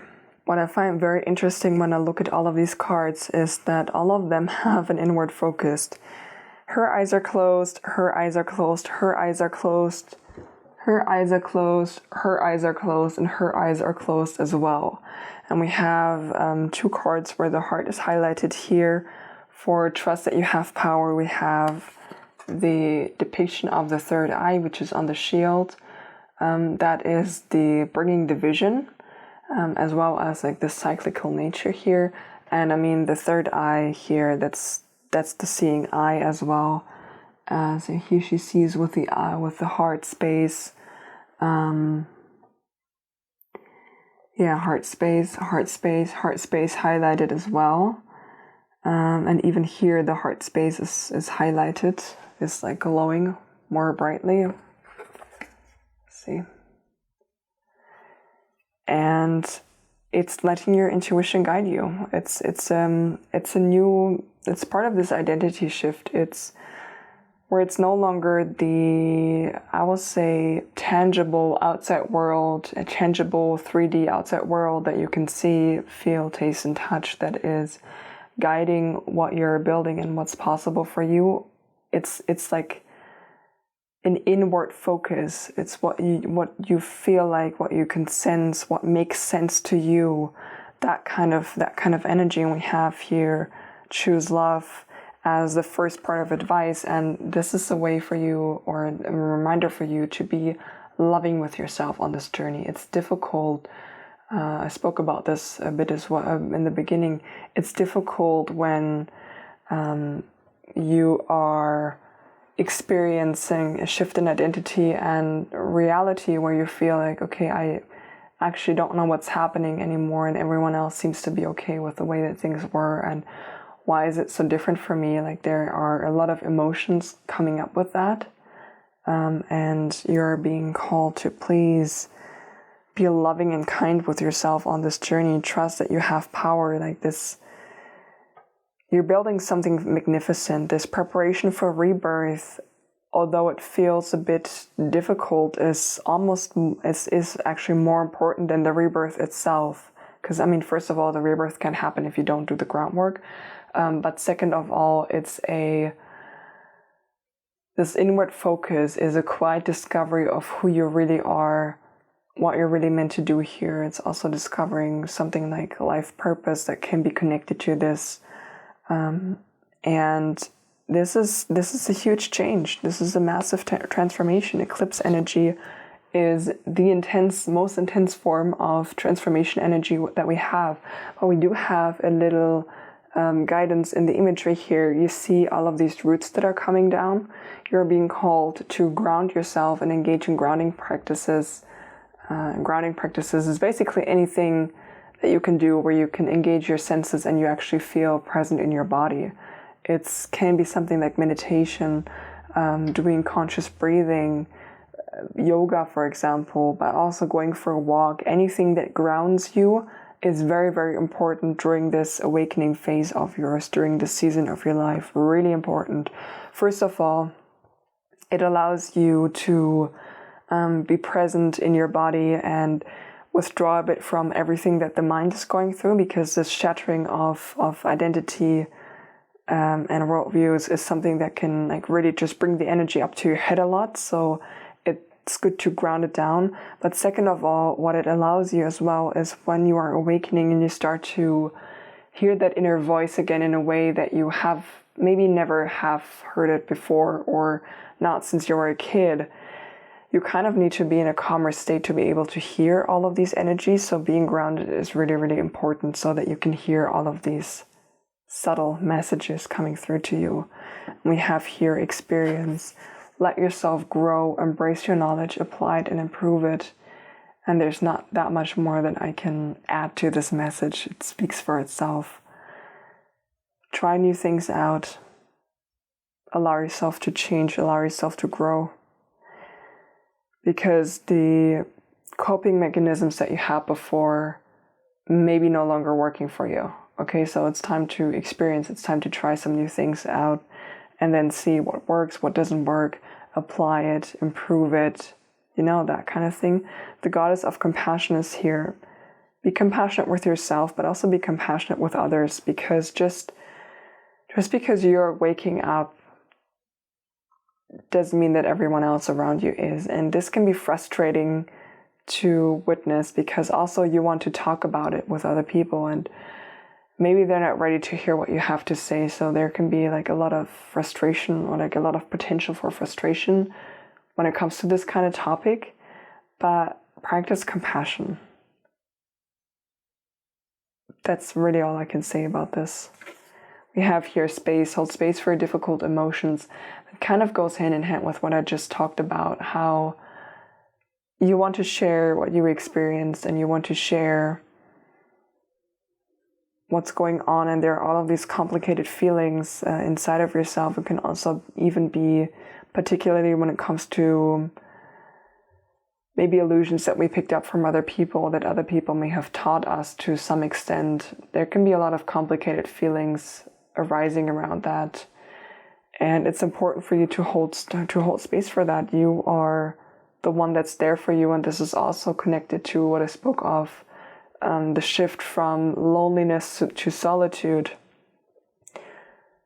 Handling the situation in loneliness would be to wait for other people to validate how you're feeling in this situation, or to give you the support that you want on an emotional level. Perhaps they're not capable of giving you that kind of support because they're not there yet. They don't have that capacity for themselves, so how could they have that capacity for you? And the solitude would be you holding that space for yourself, embracing yourself, allowing yourself to cry, maybe doing some tapping to release some emotions, or anything else that you can think of that helps you move through emotions. Being physical with your body as well works as well, to physically move things through your body, because emotions are physical sensations in your body. And because they are physical sensations, you can also release them through physical activities in various different forms. You know, there are lots of therapeutic options that can support and benefit the release of emotions. I'm not going to go deeper into that, but you know, might be time to try out something new and see if you like it. And then we have healing here. Welcome healing into your mind, body, and life. And this is exactly this type of shift in a nutshell. It's everything is chattering around you, or inside of you was more like it. It's part of the healing process. It's part of the healing process. Releasing is part of the healing process. In order to be reborn, you need to make space for the reborn self. That's what you're doing. That's the preparation work of rebirth, is shedding and releasing what no longer serves the new version of you, and you're creating space for that new version of you. And by the way, this image always, this is random, I don't know why it's coming into my mind, but I will tell you, this image always reminds me of Sailor Moon. I don't know, maybe you were into Sailor Moon a lot at some point. I was actually not that much, that's why I'm laughing that it comes up in my mind. It's kind of this transformational scene right before she gets like her new outfit on, and she's going like, floating up into the air, and the hands are out, and it's also in a way like a moment of surrender, of like surrendering to this change, allowing this change to happen, and allowing yourself to be different. And the main thing that you need to guide yourself through that is actually your inner voice, and allowing listening to your heart. If you're new to listening to your heart and these messages, there are also some really nice meditation practices that you can do surrounding that draws the attention inwards and allows that quiet voice to come through for you. Okay, that was the last piece of advice I wanted to come through. Yes, okay. Now I have a closing message to pull for you from your spirit team. I pre-shuffled this off camera already. What's a closing message that you have for my beautiful pile number 3s as they're going through this season? What is a closing message? Ooh, a closing message. Okay, I guess we have 4 closing messages for you. Let's start here. Reconnect. Secrets lurk in the captive shadow of the deep in the woods. Secrets lurk in the captive shadows deep in the woods.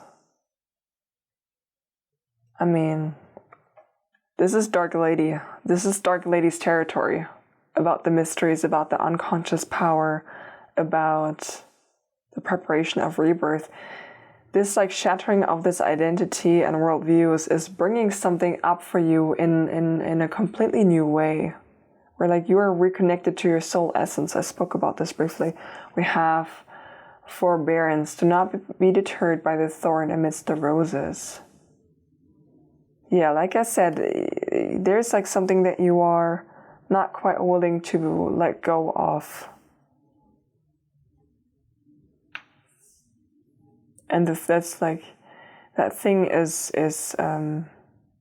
represented by the thorns here. It's all right. You also have the Rose of Venus. Light, look to the space between the trees for answers. And we have Learn. Take a lesson from the owls, deeply observe the night, and you'll become a little wiser in the day. This card here also speaks about this introspection and meditation. Okay, my beautiful pile threes, that's the reading that I have for you today. I would love to hear from you how this resonates for you. I have one more thing to say connected to this tarot. My camera died. I was just saying that connected to this tarot reading will be an EFT tapping session to help you release what no longer serves you, as well as a Reiki treatment, both coming later this week. If you're watching this at some point in the future, it will be out already, of course. Check the pinned comment down below, as well as the description box. It will be down there for you. You will be able to find it. And yeah, let me know how this resonates. If you enjoyed this reading, I'd be happy if you could leave me a like, of course. And if you like my energy, you can also consider subscribing, of course. And that's it. Have a beautiful rest of your day. Bye. If you chose the imagery with the snake and the egg, then welcome to your reading. I am very intrigued by your reading and by your energy, because I started to get some messages for you already, and I think this will be a reading that I can relate to a lot, actually. So let's get into this. We will look at this card first, and then we will pull an actual season card for you to get some more confirmation. But let's start with this card of Lightening and Leucosis. When you look at this, you have sort of like a snake that is coiled around an egg, and this egg is starting to crack. So whatever inside is either in the process of cracking or cracking open voluntarily, or we can't really see, right? Or the snake applies so much pressure with its body that it is being forced open. This card here speaks of topics like perfectionism, hesitation, and having a facade or living in a facade. It speaks of the fear that is connected to looking at what's not working out, as well as stepping out into the open. It's the imagery basically of having a blank canvas lying in front of you and needing to do the first brush strokes, for example, and this like terrifying feeling of not wanting to make a mistake and getting caught in this freeze energy, basically getting caught in this freeze energy, and being afraid of actually moving forward, of actually taking action. This card is as well a reminder to get your hands dirty and start doing whatever you need to do and get out there despite the fear. So with this coming up as the alchemical process that's basically taking place this season for you, it's very clear to me, with also some of the other cards that you got that I already saw, that this season for you is all about feeling the fear, but going forward anyway. Feeling the fear and moving forward, sharing yourself, speaking up, painting that painting, if you will, anyway. So it's about breaking that shell of fear that has held you in a place that looks comfortable, but if you're actually honest with yourself, it only looks comfortable from the outside. From the inside out, it doesn't feel as comfortable because it's not right for you. That's gonna break open. So it's about moving through this. Okay, let me actually pull a seasonal card for you. shake my little box. See what we got. Pull this one. Ow. I was not careful. And we have summer for you as a season. Now, summer in combination with that is interesting, isn't it? Because if you look at summer, or the concept of summer, everything outside is in bloom. Everything outside is blossoming in full abundance. And there's like a stark contrast between these two, between the outer perceived season and the inner season.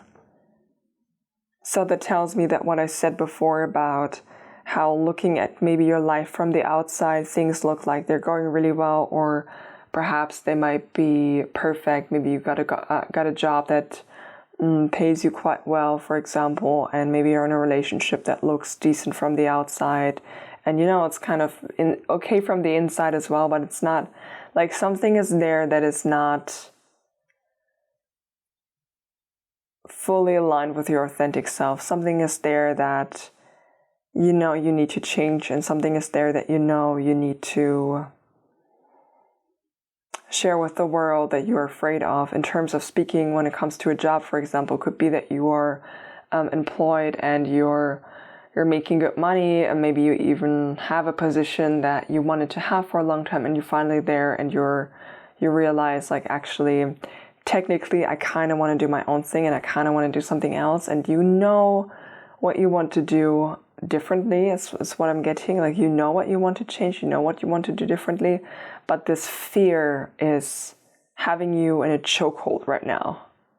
Gotta be honest with you, it's having you in like a massive chokehold, so that you feel like out of fear of making any mistakes, you're basically trying to stay in place and not do anything. And honestly, speaking from experience, from not doing anything and staying put, there are a whole lot of other challenges arising from that situation that are not comfortable either. So, all right. With that said, let's look into your first cards. The first cards I have for you are, it's the teacher that guides you along this way. It's interesting. For each pile, I got one guide coming through, and for you, I have 3. And when we look at the 3 that are coming through, I'm just going to show them to you. The first one that we have for you is himself, which is representing the yang energy, the yang masculine energy. I will leave it there for now before we look at all of them. Then we have for you the bright mother, who is representing the yin energy. And then we have for you, the third guide that's bringing you through this time, are the fairies of the future, which, if done, or let me put it like this, all of this wisdom combined is the most magical energy that you could have towards creating a new beginning.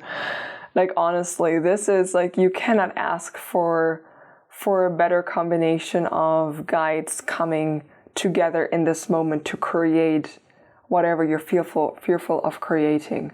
Because you have the yang energy, which is this energy of taking action, stepping forward, bringing that creation to life. The bright mother, on the other hand, is the embodiment of creativity, the embodiment of nurturing. It's this softness, it's this more, the energy that is more considered or connected to femininity, of receiving all of this inspiration, all of this creative ideas put into action with himself, like bringing it into this world. And the fairies of the future are the guides. I do want to read actually just like a very short passage of the fairies of the future for you.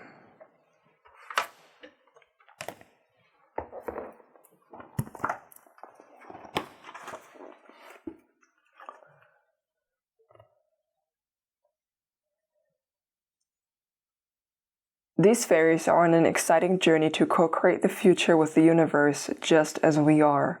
They greet each rising dawn and each rising moon with unconditional and expectant gratitude. Join them. These are the fairies of a bright future and are essential companions on any journey. When these fairies appear, it is time to consider where we have been and where we wish to go. There are many opportunities, many potentials, but we must choose a path and then take realistic, practical steps to bring the desired future into being. This is not a time to wait for things to come to us, but to step forward boldly to meet them. We may do this alone if we wish, or in the company of those who share our goals and dreams. And this is the ultimate combination of the himself and the bright mother energy of the yin and the yang coming together. Even when you look at the bright mother, you have the moon there, so you have this intuitive wisdom that the bright mother is bringing into your life to guide you. Like I said in the beginning, you know what you want to create, like you know what needs to change, you know what to do. You're trying to convince yourself that things are perfect the way that they are, or that they're maybe good enough, but it's not really, like it's something, like I said, it's something that you're telling yourself out of comfort and out of fear. It's actually more fear than comfort, because I feel like things have gotten very uncomfortable for you in this comfort zone of yours. Like I said, looking from the outside, it looks good, but on the inside, it doesn't feel so good, does it? This is they're here. This is the call to action. This is your call to action. Get that creativity, get that inspiration, get that ideas, nurture them, and employ the yang energy of actually putting them out in the world in whatever capacity that means for you. We will not go deeper into what that idea is for you, although that's an interesting reading to do. Actually, I need a second. I need to write this idea down.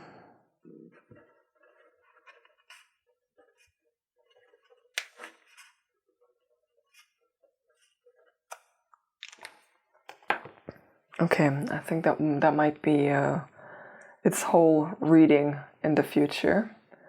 Just a topic by itself. But yeah, so you have all of these combined and coming together, and in balance, like these two in balance, there's something happening about balancing these energies out with the fear of the future and this leucosis, the lightning.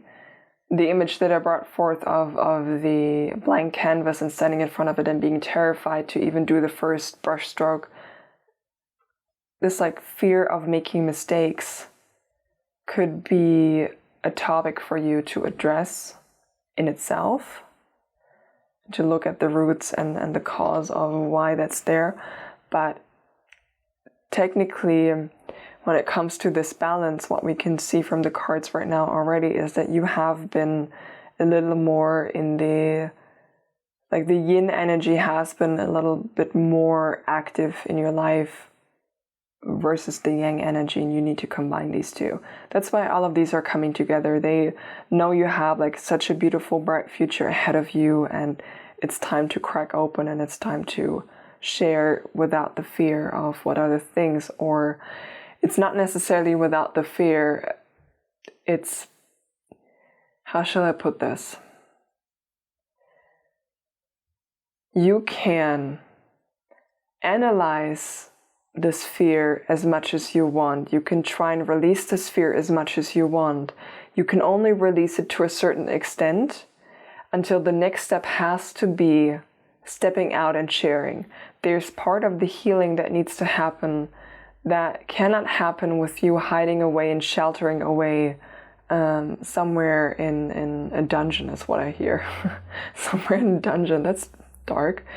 But you get the picture. It's certain parts of it you can only heal when you're out in the open.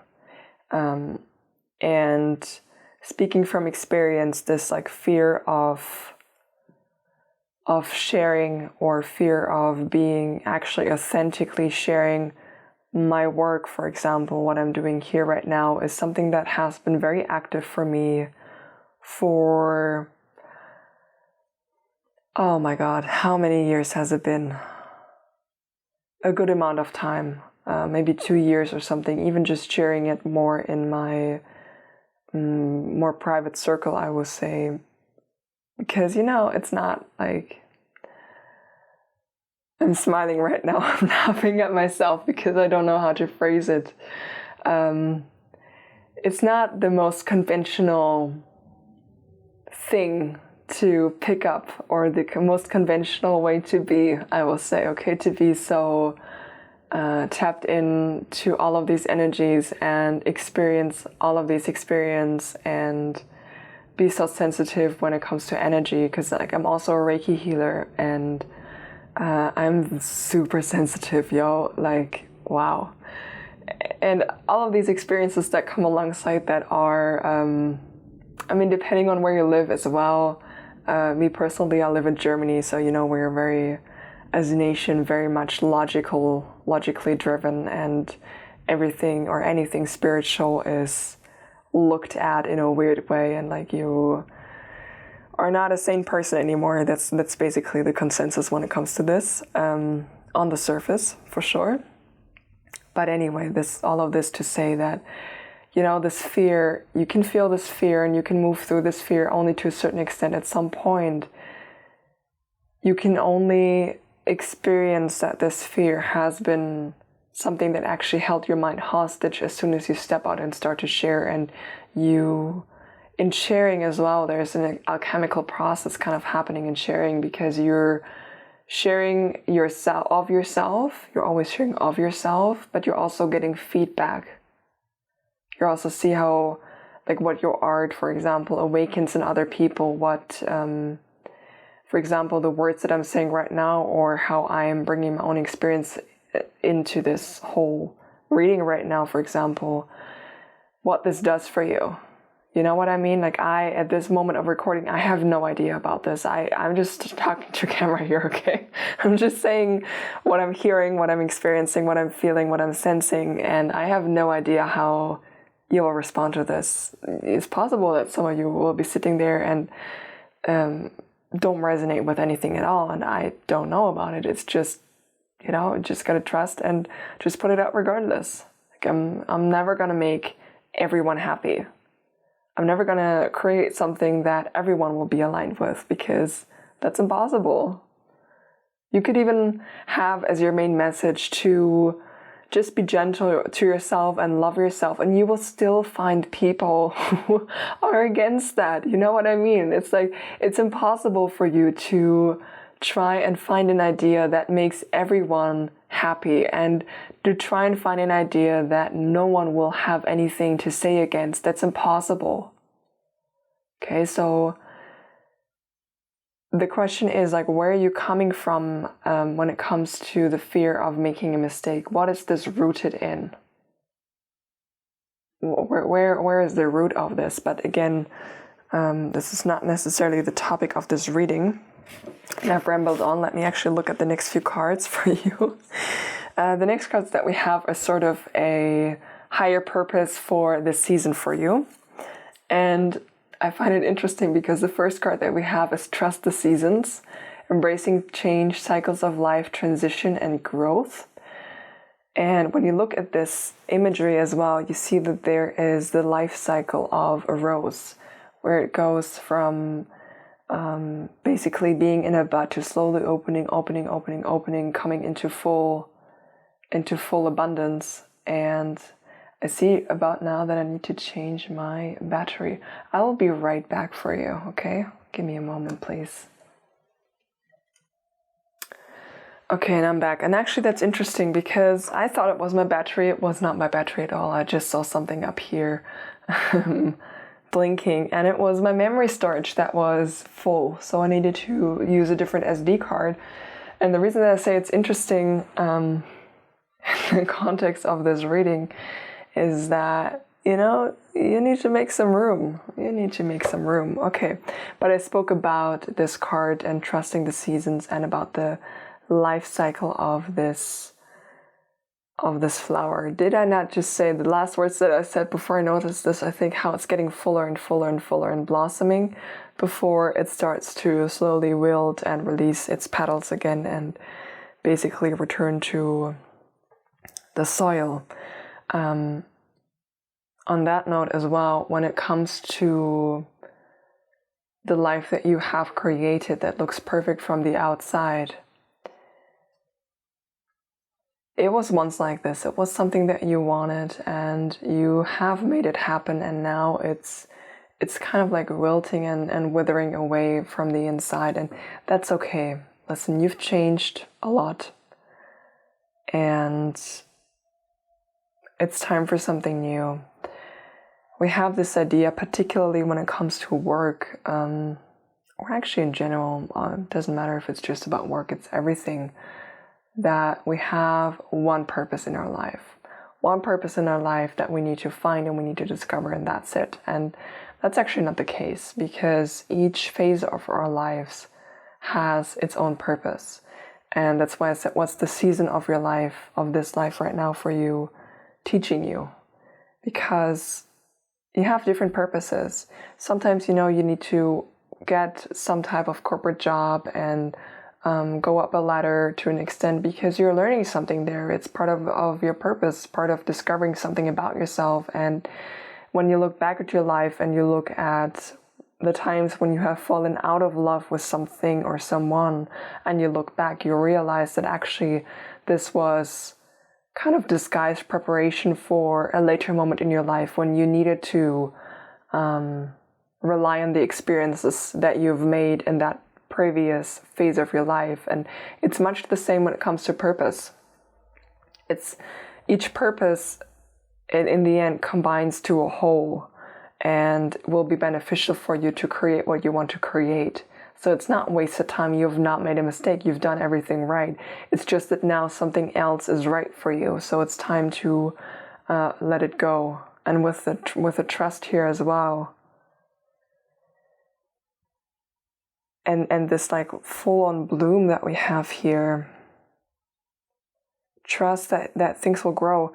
This like fear of making mistakes as well is the perfectionism that comes through, of wanting to do everything perfect right at once and not wanting to do any mistakes. But you see, when you're starting something new, there is a sense of learning, there's a sense of discovery, and you need to have some faith in what you're creating and allow yourself the space to adjust.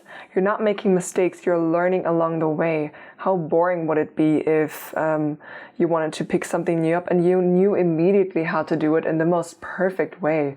It would be so boring, you would never want to try something new anyway, because like you already know it. What's the point? What's the point? The journey of learning is so important, and this like overcoming this fear is also a small process. There can be this feeling that once you share something, the eyes of the whole wide world are on you immediately, and most of the time that's also not the case. And it's also actually kind of good that it's not the case. You know what I mean? It's good for you to grow a little bit, learn a little bit, adjust a little bit before that like big opportunity or that big audience, I will say, hits you. It's very beneficial. And then we have morning dew, clarity, a fresh start, a positive outlook. Yeah, this is what this season is bringing you, clarity and a fresh start. It's time for this new. And with the clarity in regards to the fear, I need to move the cards a bit over, hey? And with clarity in regards to the fear, this is connected to realizing that this perception of the fear was just an imagination of the mind. It was just something that the mind made up for you to keep you stuck. It's something that you will learn along this way as well. It's like the higher purpose of shattering and moving through this fear, of realizing actually this was a mind perceived fear. It was not rooted in reality at all. And you know why I want to say that it's not rooted in reality already? Because we have these three energies present here. Ain't no way that these three energies come together to guide you on a mission to fail. You know what I mean? Like, you're destined to succeed here. There's nothing else to say about it.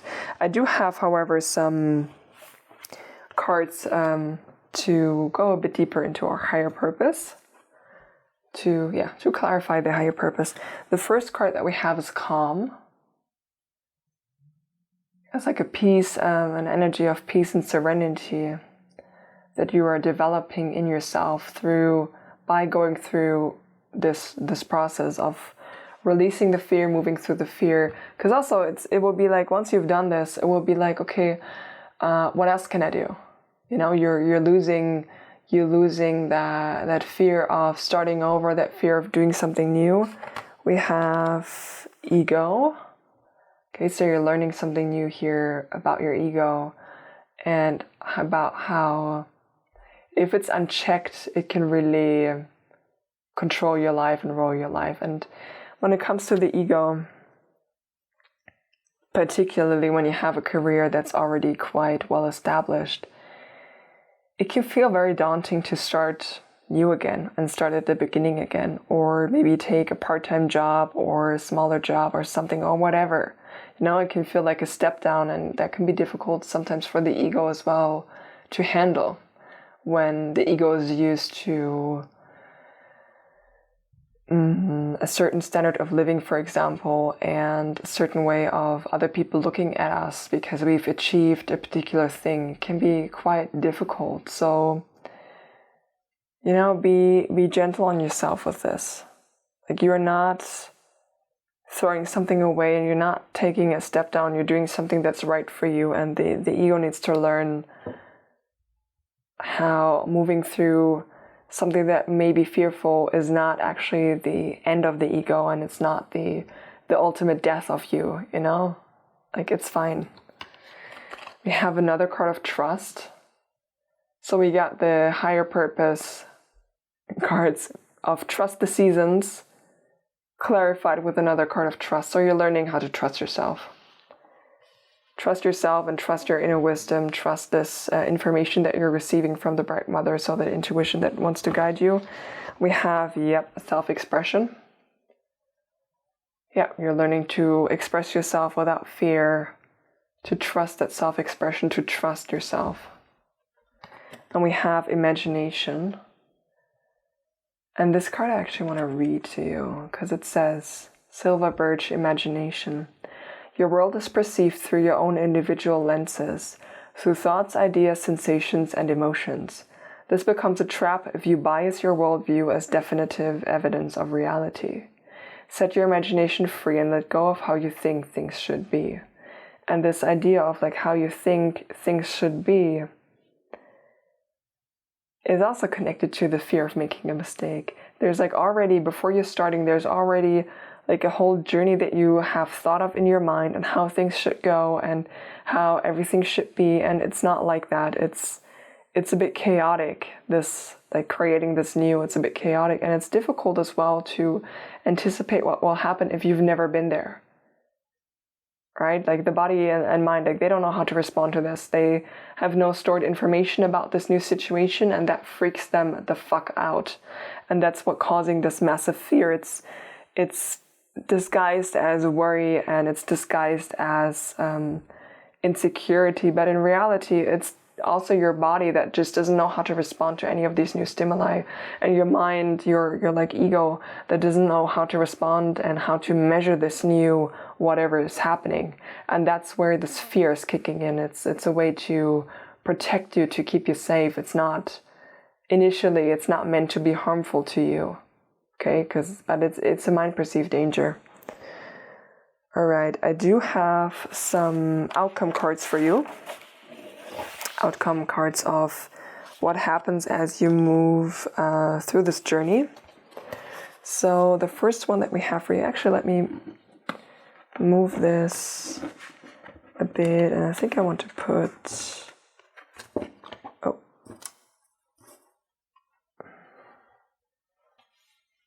yeah. So the first card that we have for you is Solitude. And by the way, this is like one of my favorite cards in this deck, and it's because I love the energy that is depicted here so much. it's so peaceful and so serene and so magical at the same time. And it's just someone who is at home, completely at home in themselves, in their own energy, just so comfortable with themselves. And I said this, I think, in another pile before as well, spoke about the difference of loneliness and solitude, where like loneliness is feeling the absence of others, and solitude is being in the presence of yourself and feeling the presence of yourself, and having that as an anchor point. So this is like a really, really strong base that you're building by moving through this fear. It's like a whole new way of you relying on yourself, trusting yourself, seeing yourself, being okay with yourself, being in love with yourself even. We have simplicity.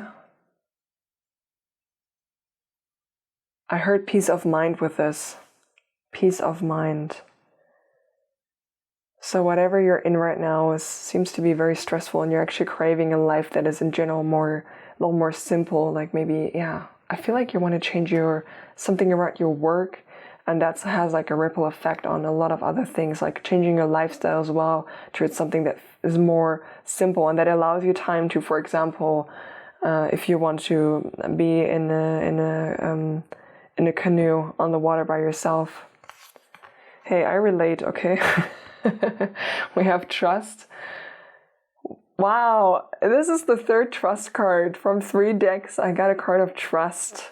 So we have the trust as the higher purpose, as the clarification for the higher purpose, as well as the outcome. That's wild. So trust. Okay, so trust appears to be a small topic for you at the moment. Trusting the whispers that you hear from within and going forward with this. And this trust card speaks about the desert vision. You know what? I will read this card to you in a moment. I will read this, and then we have release for you. With autumn outcome card. Yeah, you will release all of this heavy baggage that was holding you back with this fear. And then we have truth. You will discover your truth. You will speak your truth. You will be in your truth. You will be your own true, authentic self. That's beautiful. So let me get the book for this.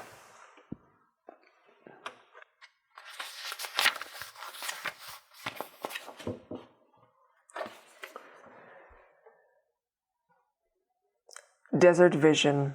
The desert seems parched and devoid of life, yet it is to the desert that spiritual sojourners go to gain messages from the Creator.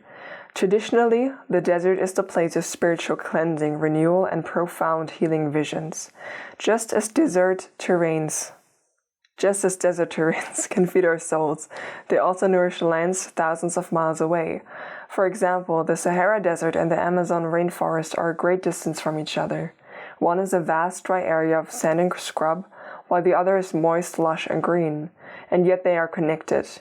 Annually, thousands of tons of nutrient-rich dust from the Sahara crosses continents in the upper atmosphere and deposits vital phosphorus and other minerals to the Amazon, which is needful of those exact nutrients. The sacred landscape wants you to know. This is a powerful and important card to receive.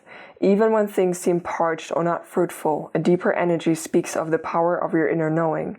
Meditate. Trust those nudges from the universe. Your celestial advisors are close now. You are now open to receive some of the most important messages of your life through your intuition. Your intuition is spot on, so trust it. And even if there are some areas of your life that seem lackluster, know that other areas are being fertilized for a resplendent future. Have faith and know that there is a higher purpose.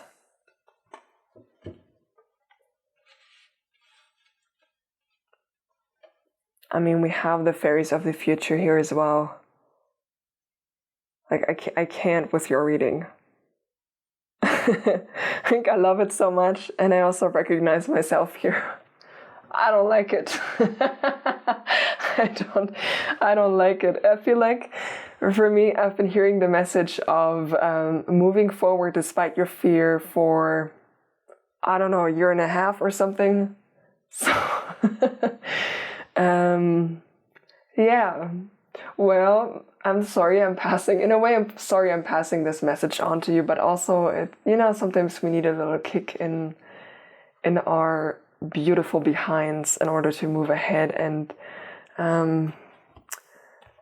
it feels kind of like they're asking me to do this. But anyway, this is the outcome of this season of your life. It's like a deep trust of following your intuition, right? Because it also spoke about trusting the nudges from the universe and moving forward, moving ahead. It's incredible. I love this. This is like, learning how to move through fear is a massive change. Massive change. I love that for you so much. I think I will leave the trust card. Oh, the simplicity or the solitude. I can't. Let's leave this one out. Okay. I do have some more practical advice cards for you on how you can, like this, move through this. So the first one that we have for you. Take action. I will not say anything else about this. We spoke about it, haven't we? We have Artemis, goddess of light and divine protector. I'm getting the energy here of you protecting your light and protecting your ideas, being protective of your ideas and nurturing the actions that you're taking. These actions, I feel like that you're taking, you're being advised to not necessarily speak to a whole lot of people about it. Speak to it only maybe about with like a very few select people that you know are going to be supportive of this, and otherwise like sheltering yourself a bit more from the opinions of others at this stage of your work, because otherwise they will most likely fan the flames of your fear, and it's not going to be helpful for you at this moment. Okay, you will share it with them when the time is right for you, but for now it's this like nurturing quality, this like nurturing things and taking action more in a more like quiet way, I will say. We have goal setting, abundance, positive energy. With the positive energy as well, I'm getting some meditation work or some affirmation work. There's so many things that you can do surrounding positive energy and anticipating, like changing, breaking open this pattern of expecting the worst to happen is what it is. This fear of making a mistake there's a lot of positivity that you can bring into this situation by allowing yourself, for example, to visualize 5 minutes each day your endeavor going positively and anticipating a positive result and how that feels in your body, and working with that in a lot of different areas that you could do. Like I said, you can do affirmations, you can do visualizations. There are a lot of things that you can do about this. Okay, we have Dana, the flowing one, mother goddess of forest people and fairy. The advice for this is to ground yourself in nature. Connect to nature, ground yourself in nature. And with the flowing one as well, the more that you're taking action, the more you're coming into flow, the easier it will be, because it will be part of your natural thing. With the goal setting as well, like don't try to reach straight ahead for like the massive end vision of what you want to create. Start smaller, start way smaller, break it down. What's something that you can do? Maybe is there a skill that you need to learn in order to employ what you want to employ? Start there, okay? Make it as small as possible in order also to keep your fear in check. The smaller the steps that you're taking, the more manageable creating this big thing feels for you. So actually making some plans and breaking it down can be incredibly helpful with this, because you can't handle doing 10 minutes today or 5 minutes today, or reading that one article, or looking for practitioners who offer courses in whatever you want to learn. You know what I mean? Like, make these actions as small as you can confidently handle them. All right. Then we have here Kali, goddess of rebirth and transformation. Allow yourself to transform. Allow yourself to change. Allow yourself to be reborn. Just allow this change. And we have White Terra, Mother Creator, Goddess of Peace and Protection. We got Goddess of Light and Divine Protector. Spirit team is coming through as well to let you know that you are massively protected on this. I mean, again, you have these three energies as being your guides right now. Like, you could not get more positive energy for creating a future endeavor and like than these ones. But it's tough to feel them or to feel about it in this way when you're caught in this like fear spiral. So again, you are protected on this journey, but also the Goddess of Peace is for you, as a reminder for you to explore what brings you peace, what brings you a peace of mind, what calms your mind down, what calms your body down. These two are also connected. The more that you calm your body down by exercising, for example, or breathing techniques, the more your mind will calm down. To explore that body-mind connection with different practices that you can do, and then start incorporating them into your day-to-day and learning more healthy coping mechanisms when it comes to this fear. Okay. All right, that was the last advice that wanted to come through, and now I only have one more card for you to pull, and this is basically, I shuffled it off camera, this is basically a closing message from your spirit team about this phase of your life. So what a closing message do you have for my beautiful pile number 4s? What closing message do you have for my beautiful pile number 4s? Okay, what beautiful message do you have? Closing message for my pile number 4s. Thank you. And we have this one. Okay, we're good. So let's see. We got it like this. So the first one that we have is humility. Flowers are unaware of each other's beauty. They bloom regardless. Yes. Listen, this is exactly about this fear, connected to this fear. It's like flowers are unaware of each other's beauty. They bloom regardless. Like, don't worry so much about how other people perceive you. Most of us are so concerned about the way that we see ourselves anyway that we don't have that much time and effort actually to think about others in that way. Because we're so occupied with ourselves, and we all do that, okay? We all think that everyone is thinking about us in these particular ways, and most of the time, they're actually not. They're occupied in handling their own stuff. So, bloom regardless. They bloom regardless. Bloom regardless. Okay, we have resilient. Stay strong as evergreen trees. Yeah. Yeah. Grounded. I spoke about being grounded right now, right? Keep to your roots and stand taller than the trees. The grounding practices, I spoke about this, the mind-body connection to calm the body down, calm the mind down. And then we have change. Falling leaves do not signify the end, but the beginning of a fruitful season. Yeah. Allowing something to go and like allowing this glucosis, allowing yourself to do something new and to let go of something old, like old business or something. Like, it's not the end, it's the beginning of a new fruitful season. All right, my beautiful pile of 4s. That's the reading that I have for you today. I have one more thing to say to you, and that is that I feel for you. Experiencing this fear is no joke. And I don't have a lot of answers for you, because as we're speaking, me also putting this out there, like I said, is like I am currently going through this. Like, I am currently moving through this fear. I feel like I am a couple of steps further down the road from you, because I have already created a lot of things, and I have a lot of things that are not public at this moment as this video goes live, because I'm still working on them, but I'm like consistently working on them, consistently sharing, etc.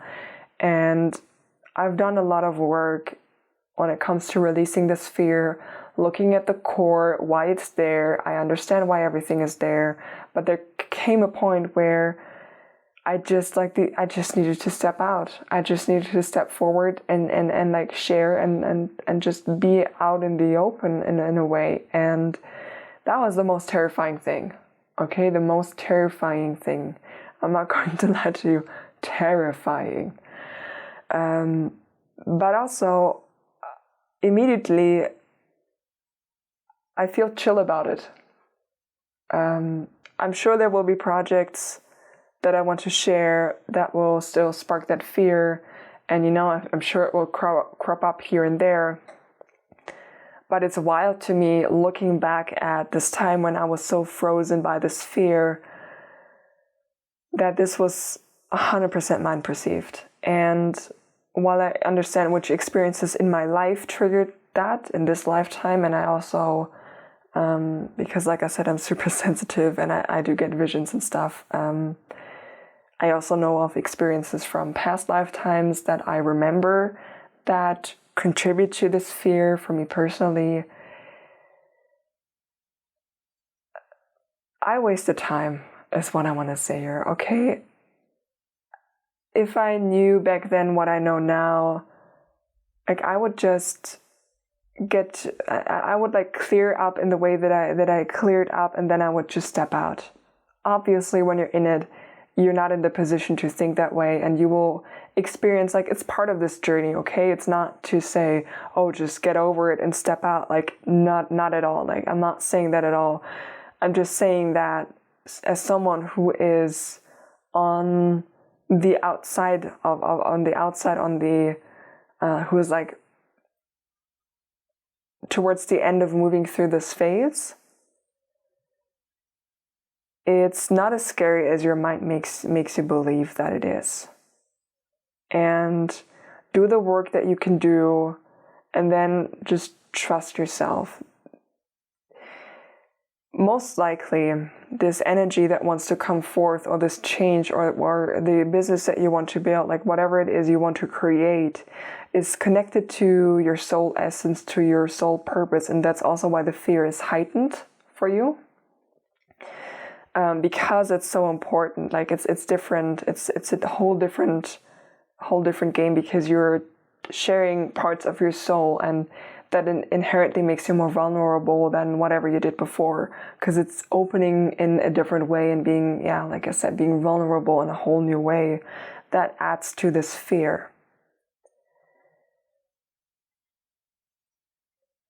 But it's worth it. It's worth it. There are 2 more resources connected to today's tarot reading. There will be an EFT tapping session to release some of these emotions. And there will also be a Reiki treatment connected, like 30-minute Reiki treatment connected to this reading. Depending on when you're watching this, might be out, might not be out. Just check the pinned comment and the description box. And do let me know in the comments down below how this resonates for you, because I would love to hear from you. I'm, like I said, so curious always to hear and to experience how this may resonate with you. If you enjoyed this reading, do consider leaving me a like. And if you like my energy, consider subscribing. And that's all I have to say for you, except for one thing. You may currently not believe in you, but I just spent a long time in your energy. A lot longer, I think, than I did for the other readings, because I needed to speak about the fear. That type of energy that's coming through about what you want to create and what you want to build, that's not light energy in the sense of you're not fooling yourself and thinking that it's important. Building this is incredibly important. It's not only important to you, but it's important to all of us. Because you need to think about who will benefit from what you're building as well. There are so many people who need exactly what you want to build, who are waiting unconsciously, and who will jump at the opportunity of what you have to offer. Okay? You're only being called into service, and you're only being called into offering something as profound as what you want to build when you're ready for it. These energies are no joke. I believe in you, even though at this moment you do not believe in yourself, but I believe in what you want to build. Okay. That was it. All right. Have a beautiful rest of your day. Bye.